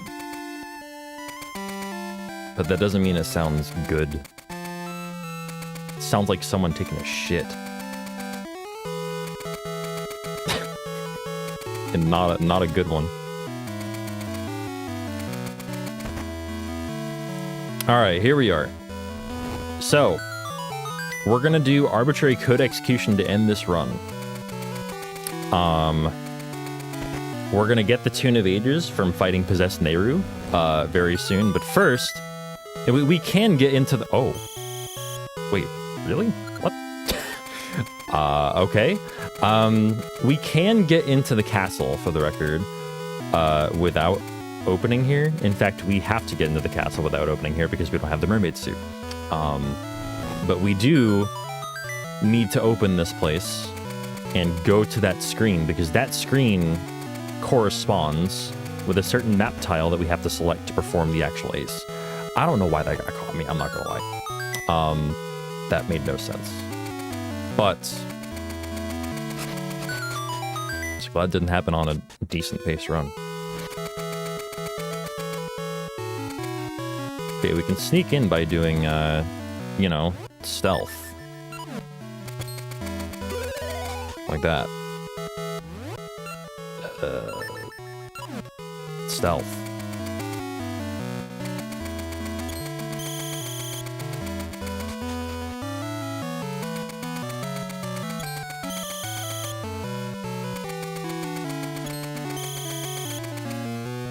So as soon as we get the Tune of Ages, we're just gonna go straight to a certain cave, Mermaid's Cave. We will make an appearance in D6, after all. Or not in D6, but... what did I just do? What? Okay, that's fine.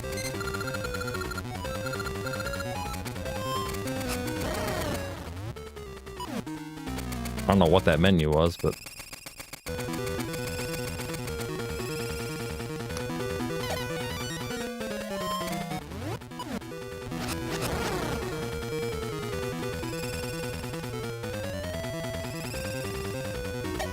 Also, this fight is terrible.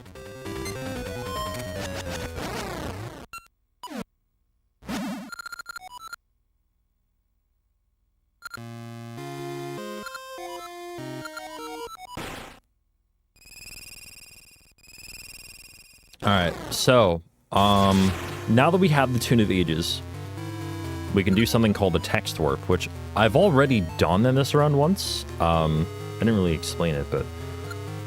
so if you activate a text box on the same frame that you're meant to leave a cave or a house, it'll treat it like an overworld sliding transition rather than a submap transition from like house to overworld, right? So it'll slide into just a screen with a bunch of gibberish in it. Like, you know, textures and sprites that aren't loaded properly and stuff like that. That is actually an overworld screen out of the bounds of the overworld map. Which means we can play the Tune of Ages and go, well, actually, since we're in the past, we'll go forward in time on that screen. And then things will load, quote-unquote, properly, and will be somewhere called X World, and you'll see why we call it X World.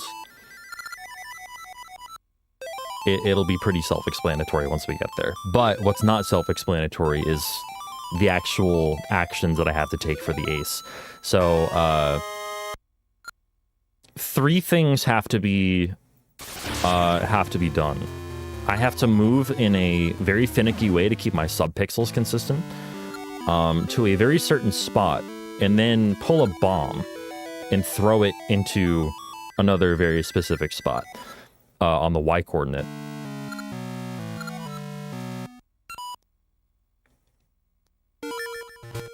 That bomb has to be the 5th sprite on the screen.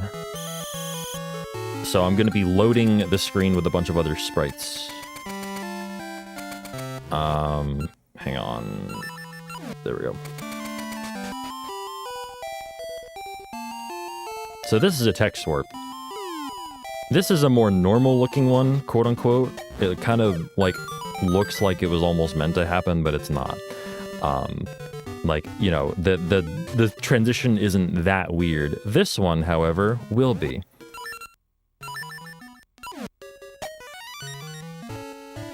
And now we play the Tune of Ages.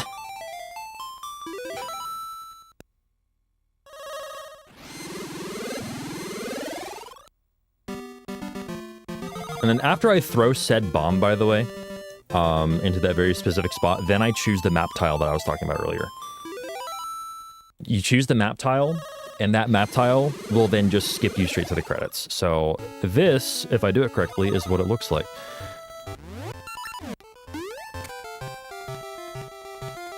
So now we're loading with sprites. We're going to walk on that position. We're going to throw the bomb onto that spot, choose that map tile, and we're done. This is the end credits cutscene. GG's. It was actually a well-executed one, too. I walked into both spots pixel perfectly, like, immediately. Like, just, like, stopped right on them. And the menuing was actually as good as it's been, too. So, yeah, that's the run. It was a little bit of an unfortunate run, but it was... And keep in mind, my actual PB is a 121.48, I think. But that was with the D6 route. So, like, that was a much better run.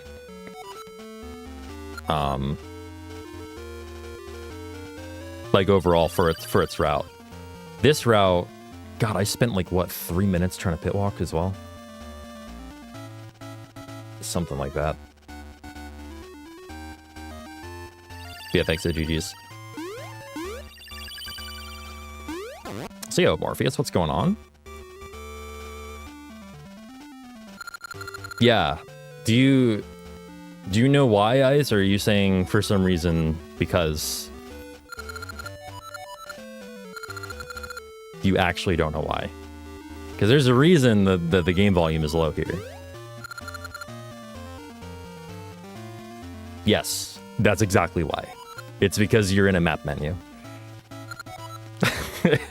And the game never readjusts the game volume to account for the fact that you are not in a map menu anymore.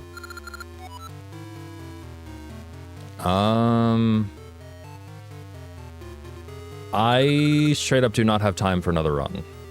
So I can do some practice, or I can show off some stuff. Does anybody have any questions about, like, stuff in this run? Like, anything that you may have seen, like, how did that work? That you want me to explain or go over? Because, like, I would be happy to try, at least to explain my best, or to explain it to the best of my ability. I'll likely ask you offline, show me early game manips, and maybe... Yeah, sure.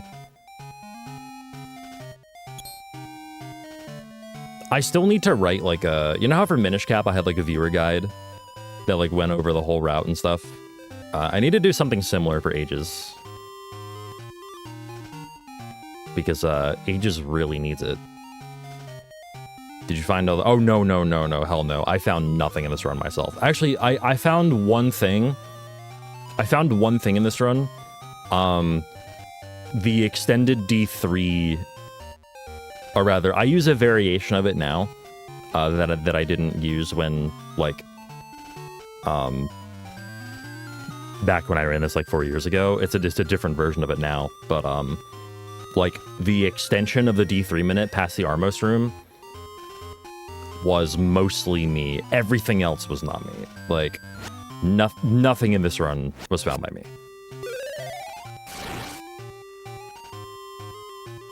I found minips for the old route, too. I found minips for Dungeon 6 that weren't implemented before I did them back when I ran this, but that's not relevant anymore. At least not with this route.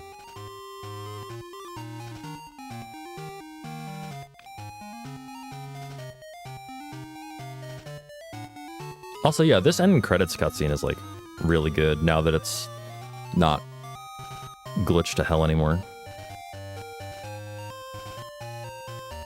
The game does eventually realize that, like, hey, you know, this shit looks fucked up. We need to not, we need to, you know, fix these colors. You found out the... Oh, yeah, I did find that. I did find that. Yep. I found out that Maple can spawn on the screen that you text warp to. I did find that.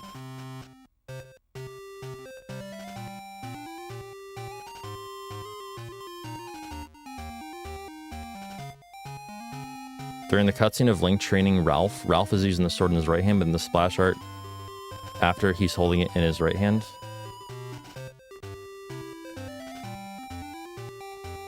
Okay, that's what I thought you meant.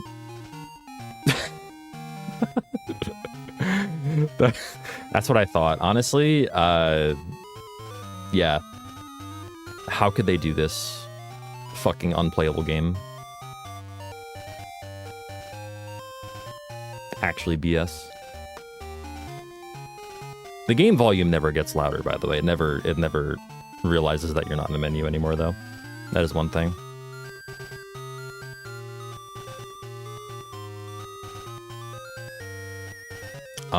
I think I'm gonna practice D4 skip a little bit because You're not permanently and you're not in a map menu anymore?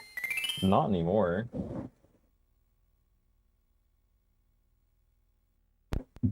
Wow. Boy, it did not like when I did that.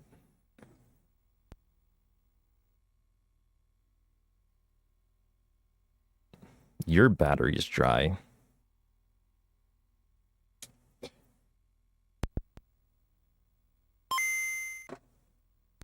But yeah, if nobody wants to like specifically wants to see anything or like have me explain anything, then I'm just gonna do I'm gonna do some D4 skip practice.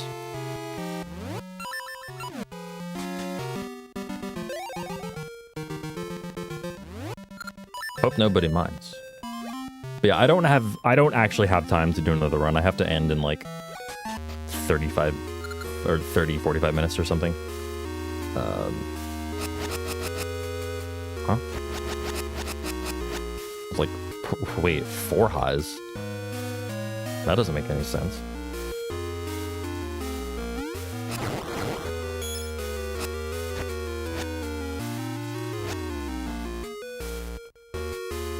I'm gonna save a state once the Stalfos gets in position, so I can just practice the buffers.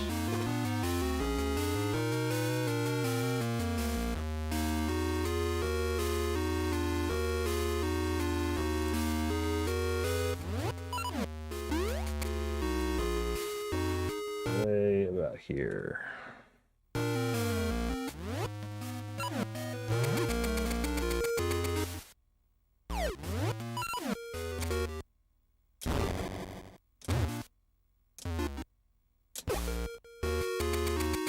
Pause buffering just...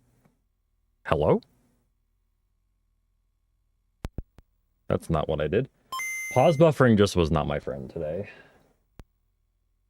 In any scenario. My guy?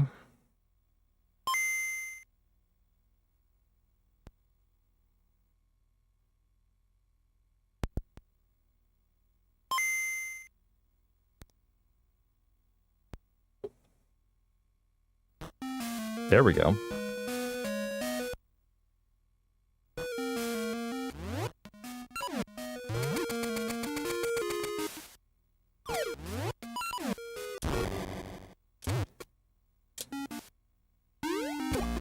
Oh. I just misidentified the pixel I was on.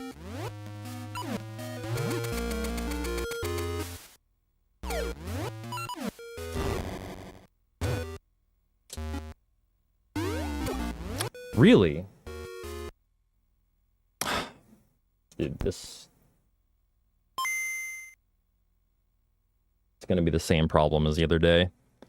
Where, like, I just can't keep the EverDrive from, like, fucking cartridge tilting.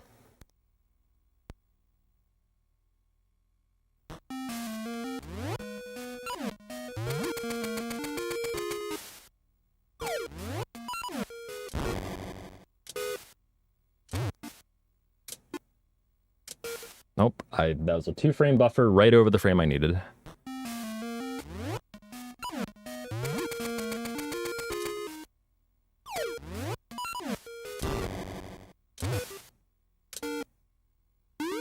There we go.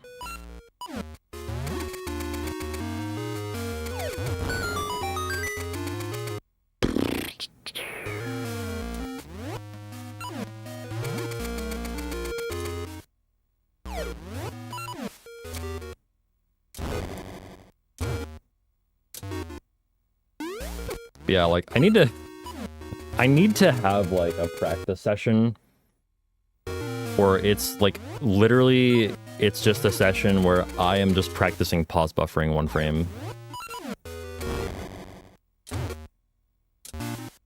Because like that is where the difficulty in this trick is like pause buffering one frame.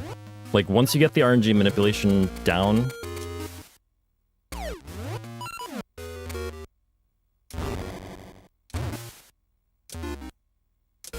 just nope, that's 2 frames. And right over the frame. What I wouldn't give for LADX pause buffering in this game.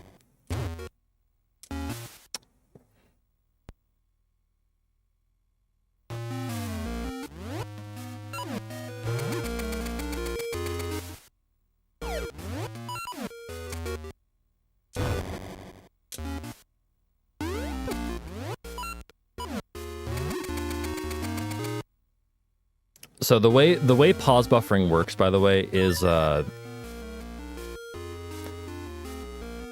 is no actual buffer.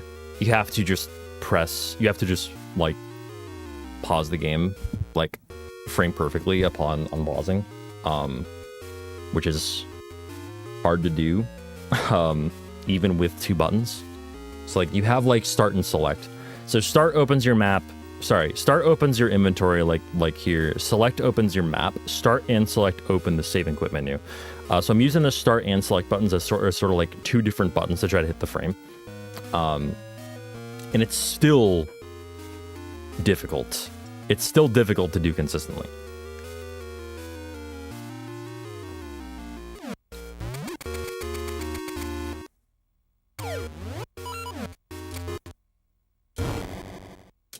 There we go.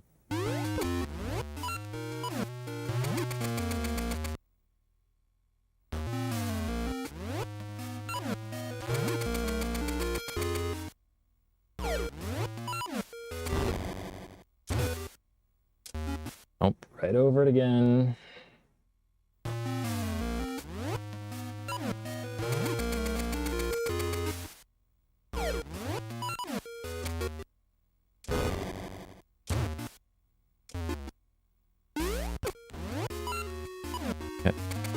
I'm curious how you managed to get the game input to sit within the timer overlay. Okay, so I use GBI.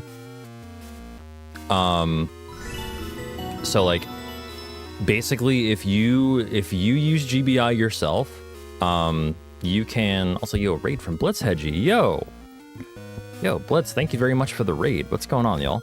I'm just doing some practice. I just finished a run, but I don't have time to do another one, so I'm just doing some practice. But yeah, hope y'all are having a good one. Cactus.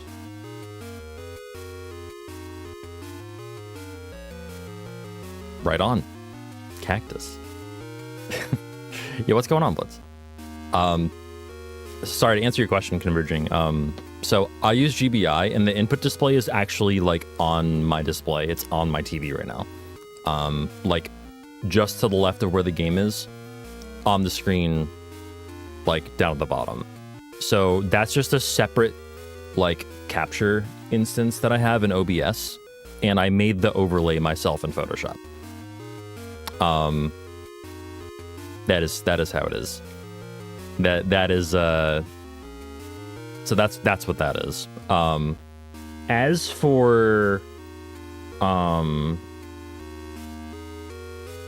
if you don't play on GBI, there are like Lua scripts for like BizHawk you can use that show your inputs.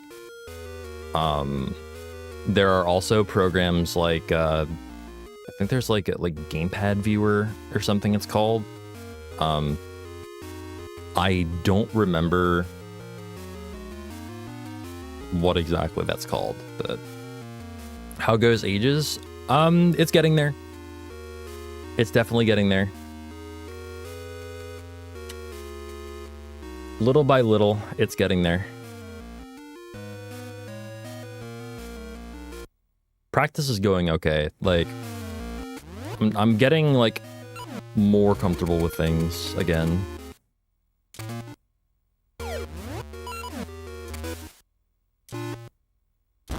I will say, though, that, like, the things that require pause buffering from, like, pause buffering's taking a while to come back. I think I might have paused a bit late there. Oh,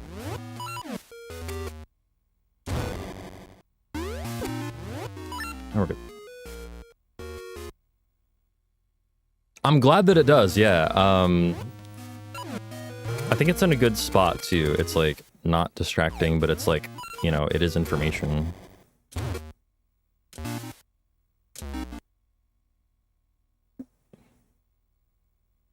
Really?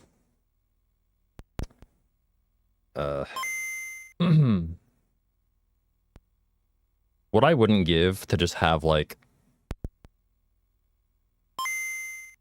a button combo load my state for me instead of having to press a button on the cartridge. Yeah, this is, parts of the run like this are what prompted the warning, the flashing lights warning, because pause buffering is just like that.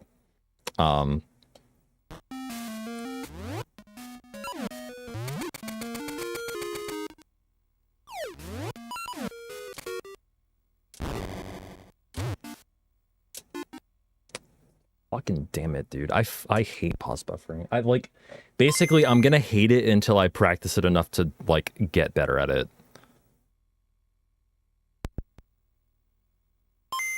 But man, it is, it's difficult right now. I'm just not used to it anymore.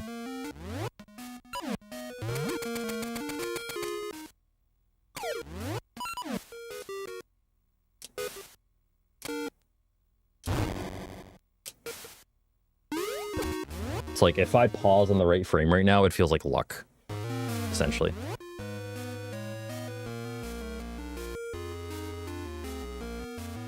Yeah, this is on GBI.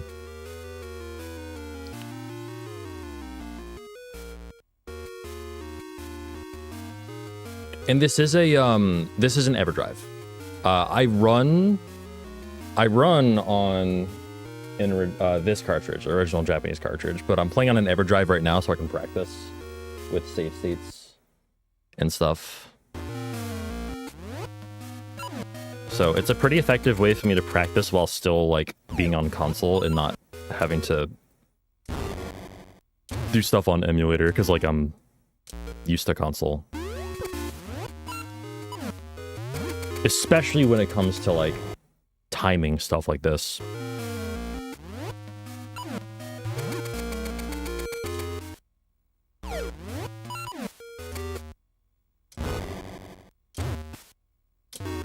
Skipped right over it. It's passkey 2 frame buffers.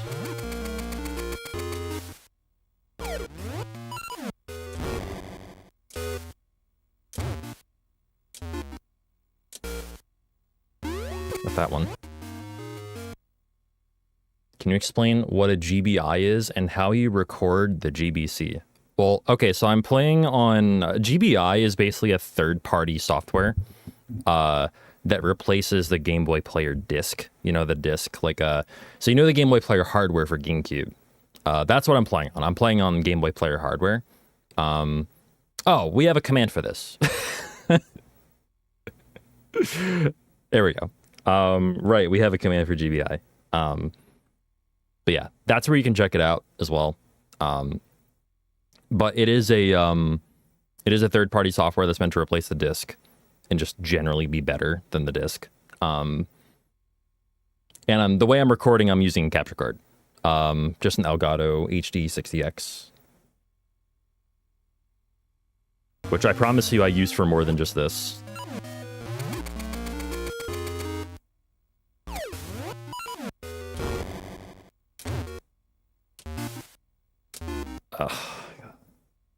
might have been on the Pixel already. Couldn't tell.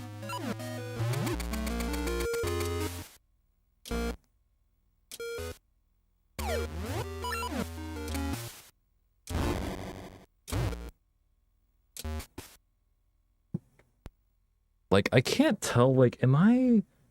What if I separate my inputs a little more? Because, like, I'm trying to have them be about a frame apart.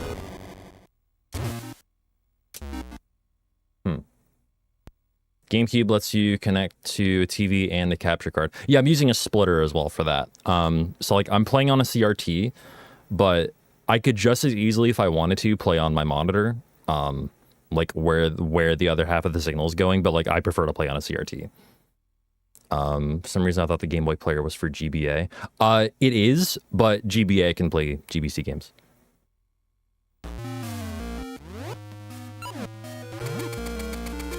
But yeah, it can play both.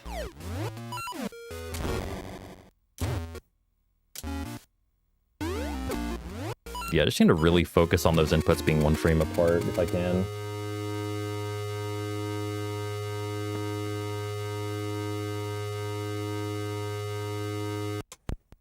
Nice. There's proof that we're playing on a console.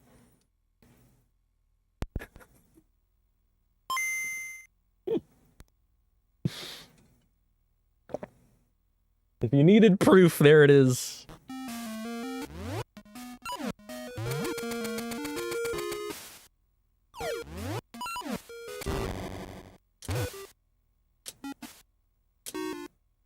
Hey, all right. Yep, and then you come up here.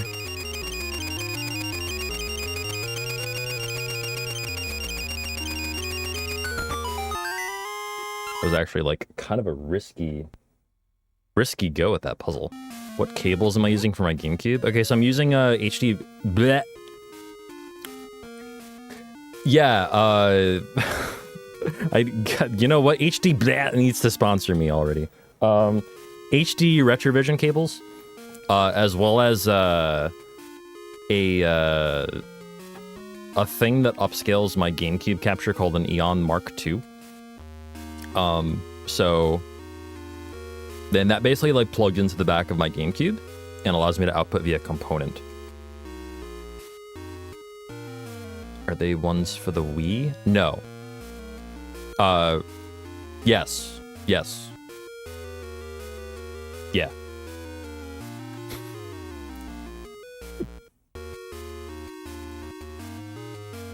Yes.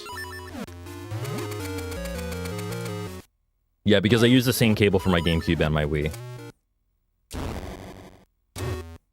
Was that it? Yes. What's up, Cass? How's it going? Don't see HD Retrovision cables for GameCube on their site. Yeah, I use so I use the one for Wii. The Eon Mark II lets me output with the Wii cable.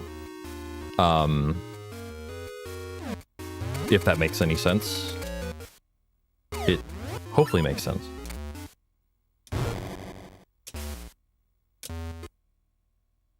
Was I on the Pixel? I can't, like, fuck this trick, dude.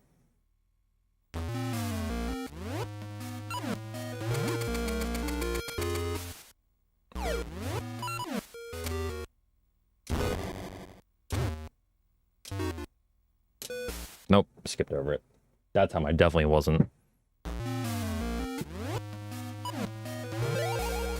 That is not a Pegasus seat, my guy.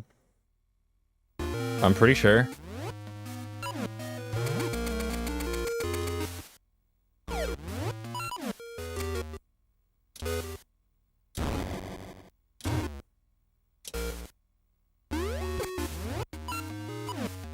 Okay. Getting it like half the time, which is not a great percentage, admittedly.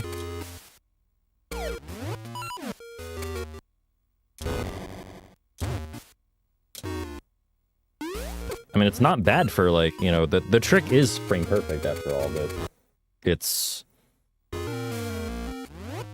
Just whether or not I can land on a frame, on the frame that works.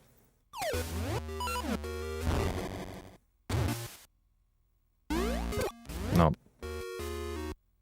It's hard for me, like, it's easy for me to tell when I buffer more than one frame, but it's hard for me to tell if I immediately end up on the pixel that I need.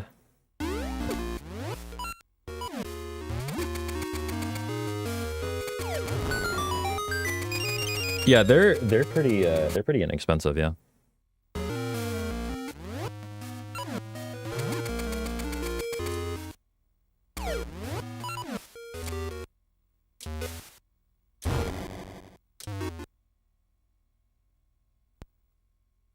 The Mark II. I don't remember how much that was. I don't remember it being terrible.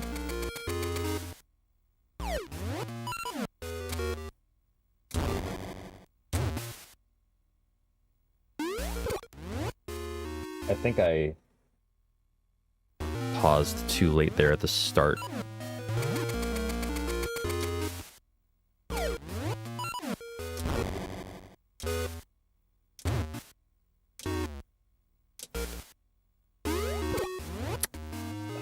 Alright, I'm gonna get it one more time, and then I'm just gonna go over, like,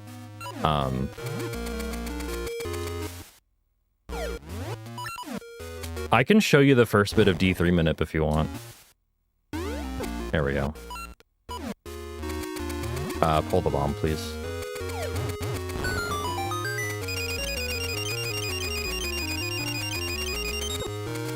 Good.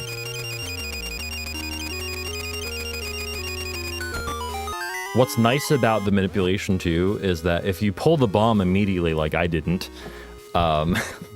if you pull the bomb immediately, like you're supposed to, the keys will do something that just completely stay out of your way in that room, which is nice.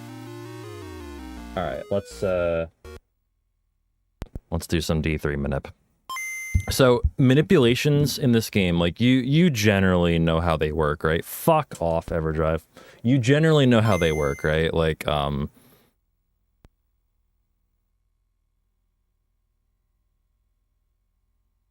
actually going to... Here, let me use this ROM. So this is a ROM that lets you actually see the RNG value.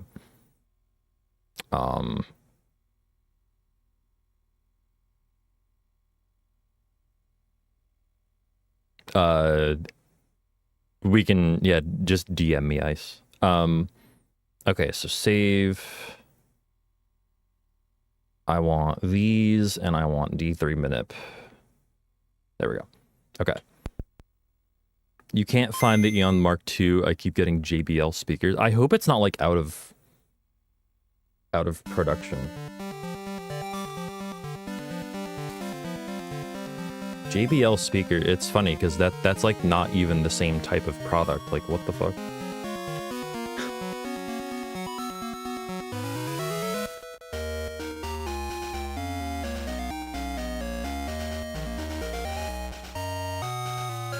Oh, I think it's called GCHD now. I think they changed their name.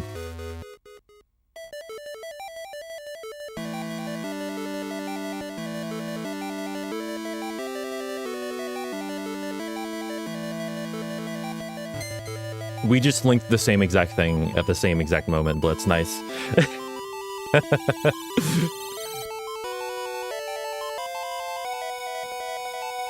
Very good. Okay, so for D3 Minip, I'll just go up to the Armos because it's pretty simple. So this is you just got done pushing the statues for the first key in D3, right? And you hit that crystal. And now you've hard reset your console to refresh the RNG. I've already fucked up the Minip because you're not supposed to stay on that title screen for longer than a few frames. Fuck you, Ice. God damn it.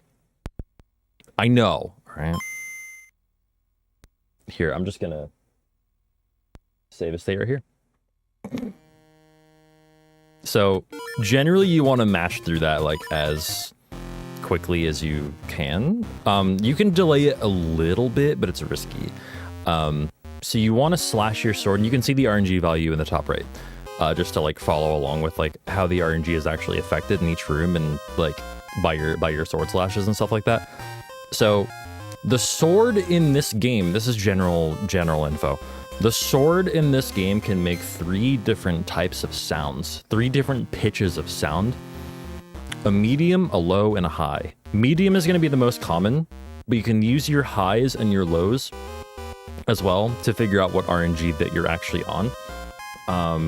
In this case, at the start of this manipulation, there's nothing rolling RNG in this room, as you can see. This is the case with basically any room in the game with no enemies or nothing actually random happening, because the game doesn't need to pull anything like, you know, for randomness in this room. So the RNG's not rolling, but you can manipulate it yourself with your sword, because basically anything random in this game, anything that pulls from the RNG value to get like an element of randomness, will also roll the RNG forward like this. I don't know why it rolled it forward 5. That makes no sense. But anyway, so what I'm gonna do here, that was a weird quirk. This ROM hack is not perfect. So what I'm gonna do here is I'm gonna swing my sword. Before I enter the next room, I'm gonna swing my sword until I hear a high and then a mid. Like that. You hear how it went like mid, low, high, mid. High, mid is what you want to listen for. And then you just walk straight up.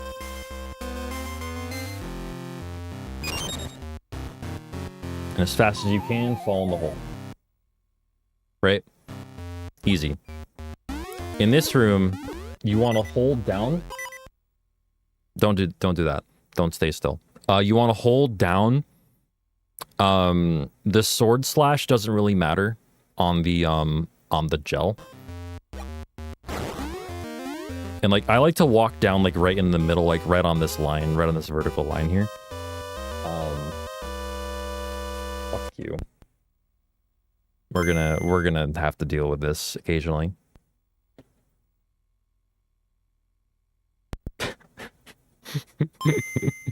What you want to do is you want to tilt your cartridge. Okay, so yeah, entering this room, and then the timing of those slashes are not necessarily precise. Your RNG, if you did it correctly, if you hit the Moldorm without it hitting the wall, which I don't think the Moldorm hitting the wall affects its RNG, I think it's a little bit after, but it's going to be 1433 here. Pretty consistently.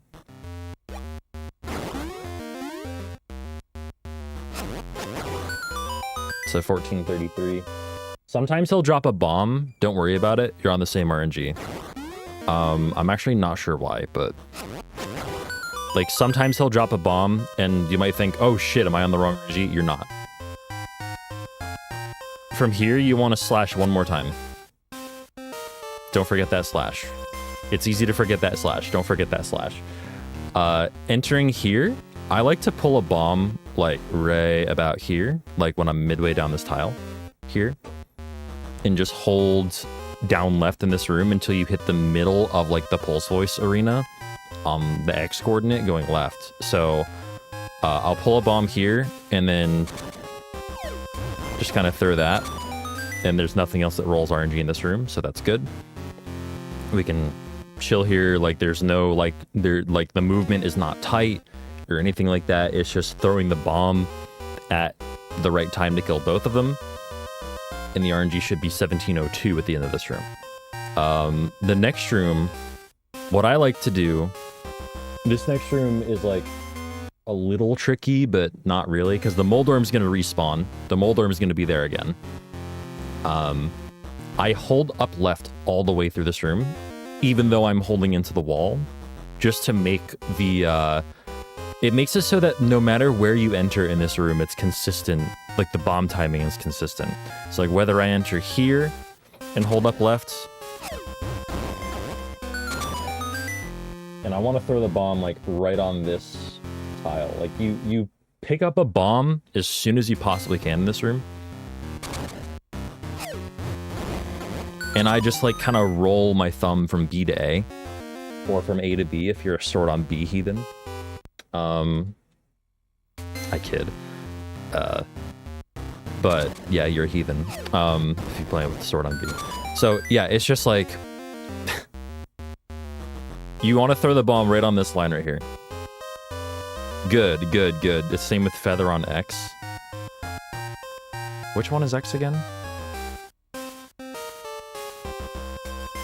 Right, yeah, feather on Y. Yeah. Feather on Y. Yeah.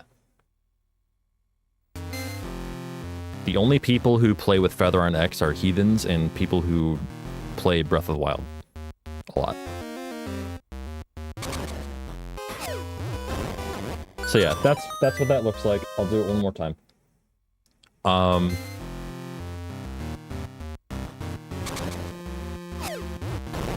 It's consistent.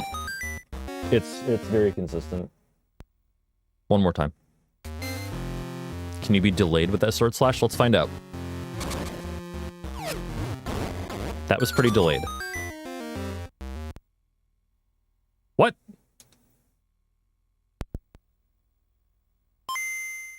Wasn't supposed to happen. What?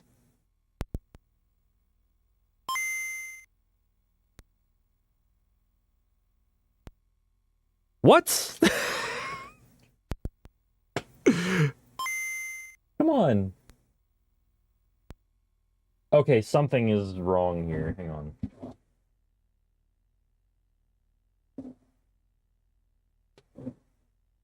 I probably need to clean out the slot a little bit. I don't know how delayed you can be with that slash. Hopefully my save state stays. Are you fucking kidding me, dude? Come on.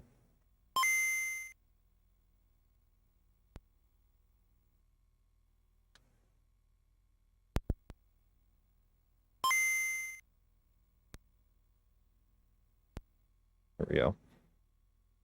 There's no save data for current game. Are you fucking shitting me right now? I am angry. How long do I have until it's time to go? Probably half an hour. At the very most. It's okay. I can load that and get back to the same place. It's just annoying. At least the .srm files don't get deleted like the save states do when you take the cartridge out. Alright, so this is how it looks up to that point, I guess. Listen, for high mid, walk through this room. Yeah, I kind of, I underestimated how much time I had. Slash, walk down the middle of the room. Slash this guy twice. He's gonna drop a bomb, but see, I'm still on 1433. Good example. Slash one more time.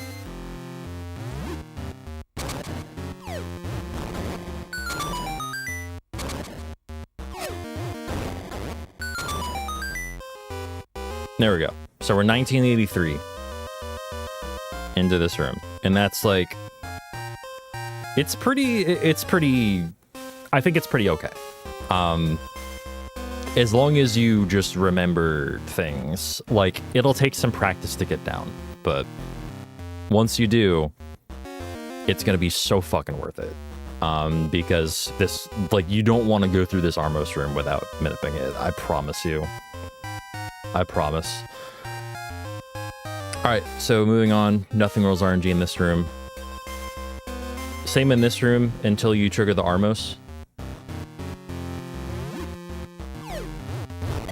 but as long as you just get in here in a reasonable amount of time, it won't roll any further. You get to this room as soon as you can. So you can do this before or after you push the blocks. I do it after, just because you can let the key fall. You want to slash here until you hear 2 high slashes. It should be 8. If you did everything like as fast as you can here, it should be 8. 8 slashes. By the way, in the room to my right, when you're coming in, and this won't ruin the minute either, there are extra bombs if you need them. If you have like 3 or less bombs, I would get them. There are bombs in the bush above the bottommost bush. So there are 4 bushes. In the 3rd bush down, there are bombs. Just slash it and hold out your sword. It'll collect them. I can't do it right now because I didn't save a state. I'm frankly afraid to save a state right now because the the cartridge will get mad at me again, and we'll freak out. But it's you'll see once I go in here, you'll see the bushes. There are 4 of them. It's this bush, the 3rd most down. Here, nothing rolls RNG here.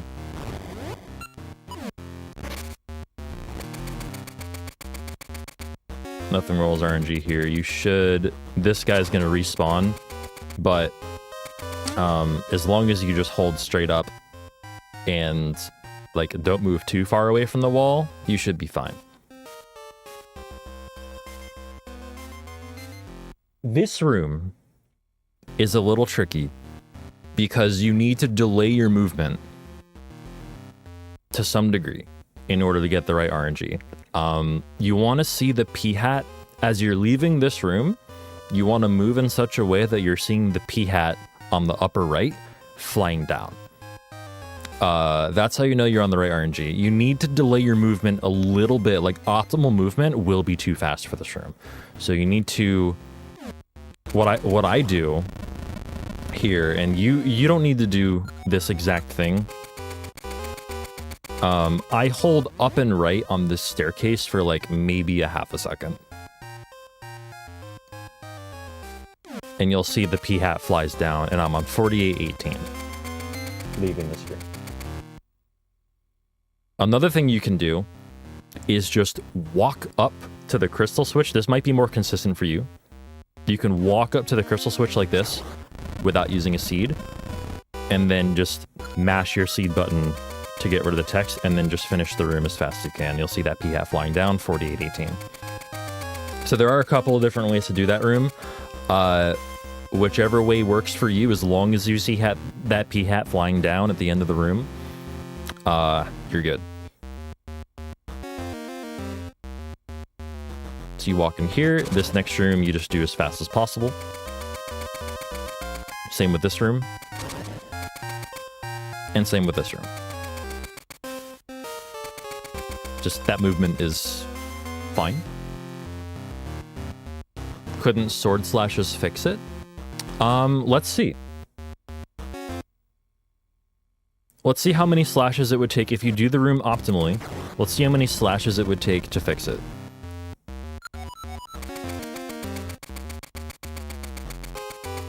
So I'm on 4817. So yeah, just 1 slash. Never the RNG value at the top does not immediately account for screen transition RNG, which rolls RNG 256 times.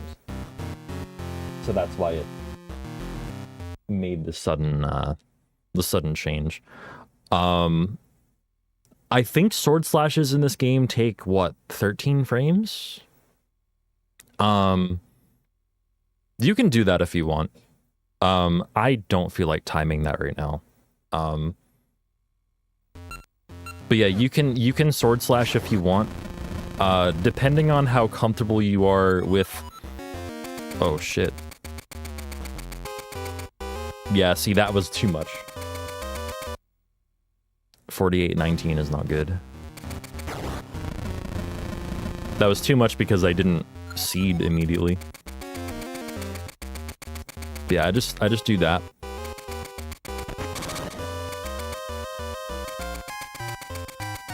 But yeah, that is a good question. Actually, something that I was curious about too. So, but yeah, if you do that room as fast as you can, 1 sword slash fixes.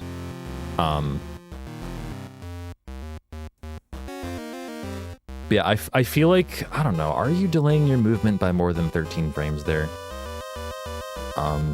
I'm not certain.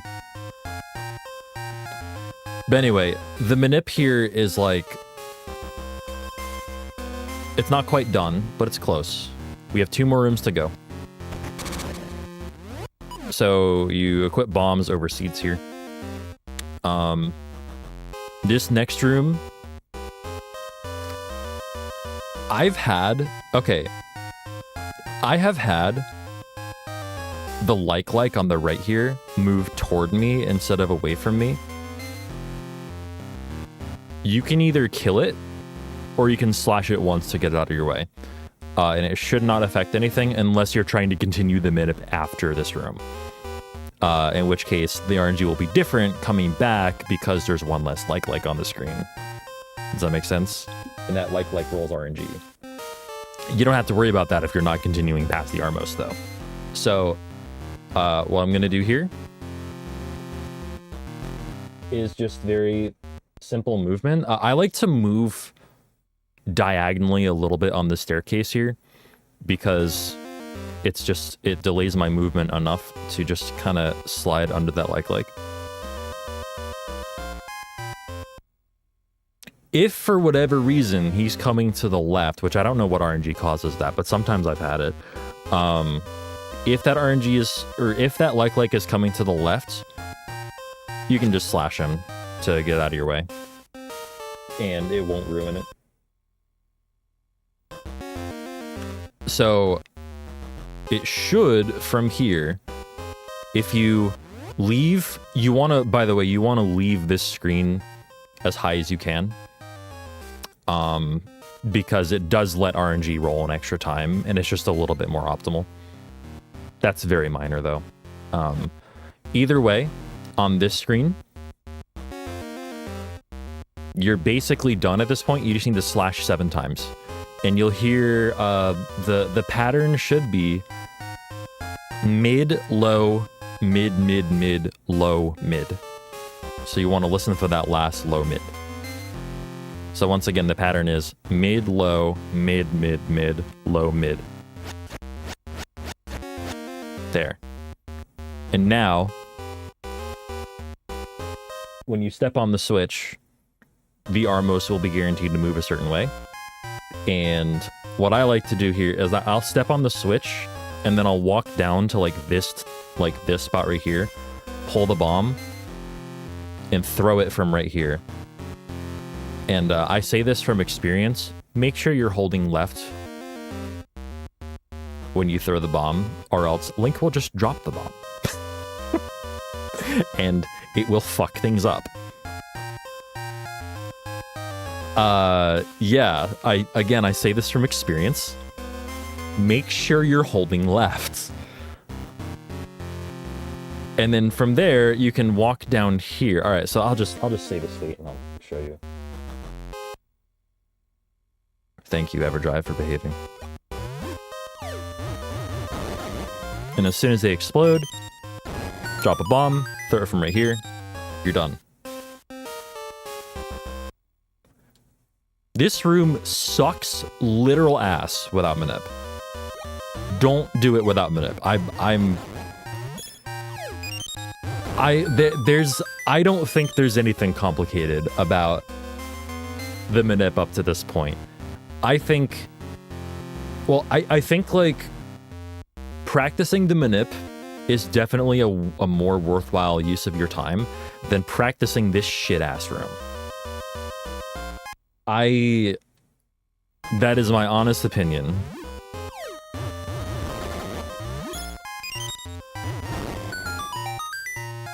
It just makes this room so trivial.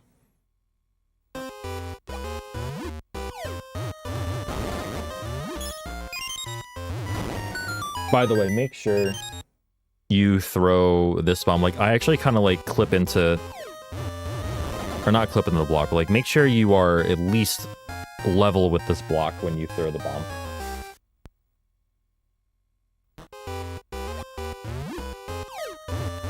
Like that, just to make sure it's low enough to kill them, to kill the lower ones.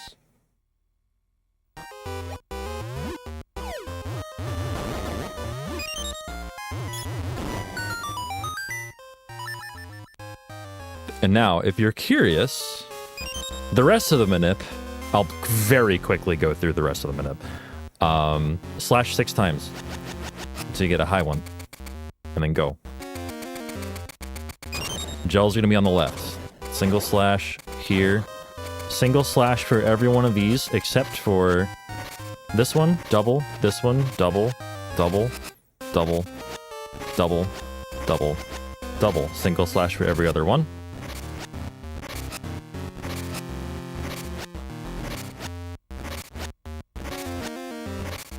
Seed right there. This should be a heart and an ember seed drop. And we're gonna get Pegasus, Pegasus, Pegasus. We're gonna get a 5 rupee and a single rupee here. Or, sorry, an ember seed, not a single rupee. Slash, slash, slash, slash, slash, slash. 3 more times. I do a weird menu there. So now the RNG is set for the coming rooms. Should see a P hat right in front of me. There we go. Shoot this crystal as soon as you can, because it rolls RNG. And depending on what the RNG was, it'll do something different. Hold diagonal in this room to delay RNG to 990. Do that room as fast as possible. Bank shot.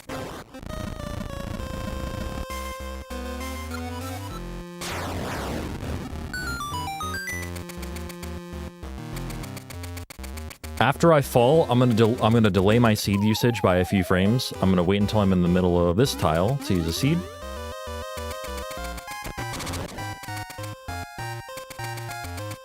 Go around this guy. This is a bit risky, but I do it.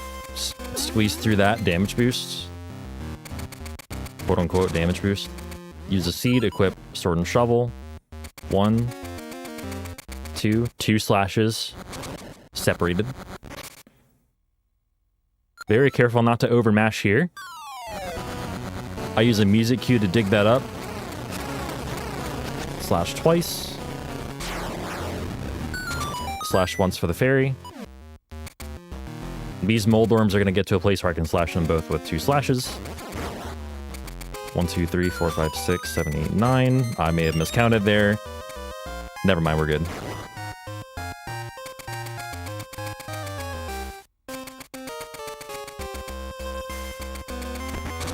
One, two, three. That's to make a scent seed appear in 2 rooms from now.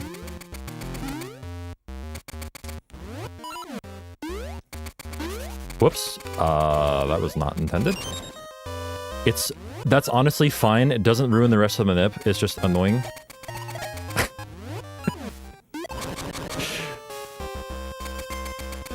I don't know what happened there. So enemies will be different from here on, but it should not... Basically, the goal of the rest of this manip is to get Pegasus seed drops on Shadow Hag. So I'll be fixing the RNG in that room with sword. I don't like you. That might have ruined it though. We'll see.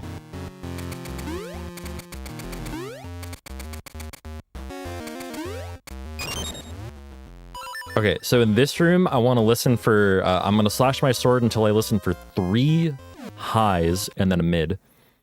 And we'll see if I'm there. I'm pretty sure I am based on the number. There. And so she's going to come down here into this spot right here. Seed. Seed, seed, seed. Okay, I messed up the kill, but you get the idea. Like, the manip was successful, I just messed up the kill. But yeah, that's the entirety of the D3 minute. It just basically goes on the principle of everything that you saw up until then.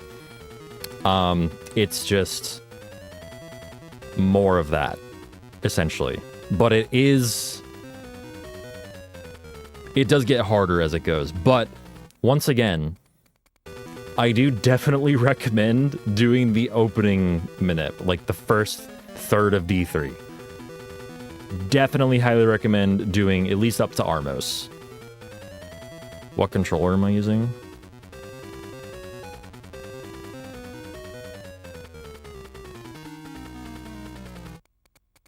Yeah. With a wing grip that I actually really like, too. Otherwise, I would not be able to use an SP, I promise. Not with my hands.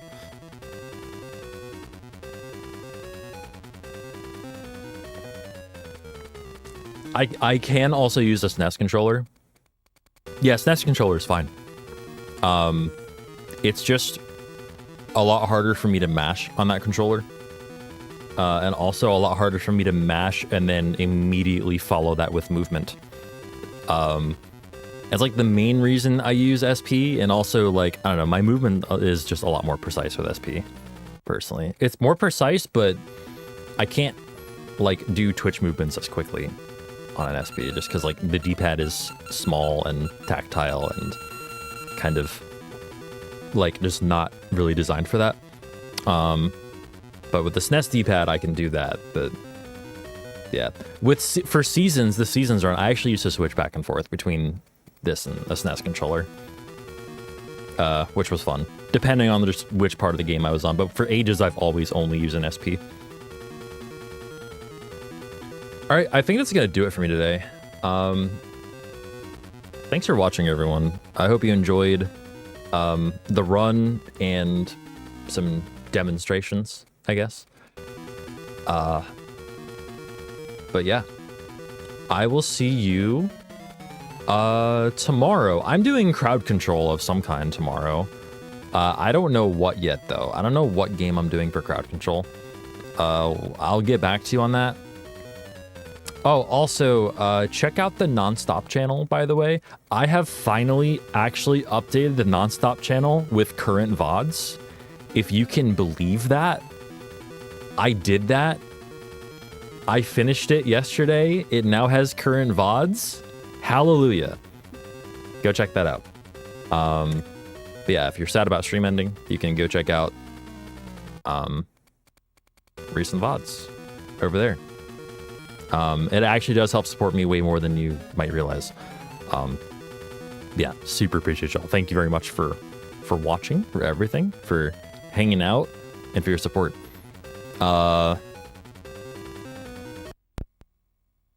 Yeah. Everyone have a good rest of your day and a good rest of your weekend if I don't see you. Peace out. Stay safe, stay hydrated, keep it chill, take it easy. I'll see you tomorrow for crowd control. Peace.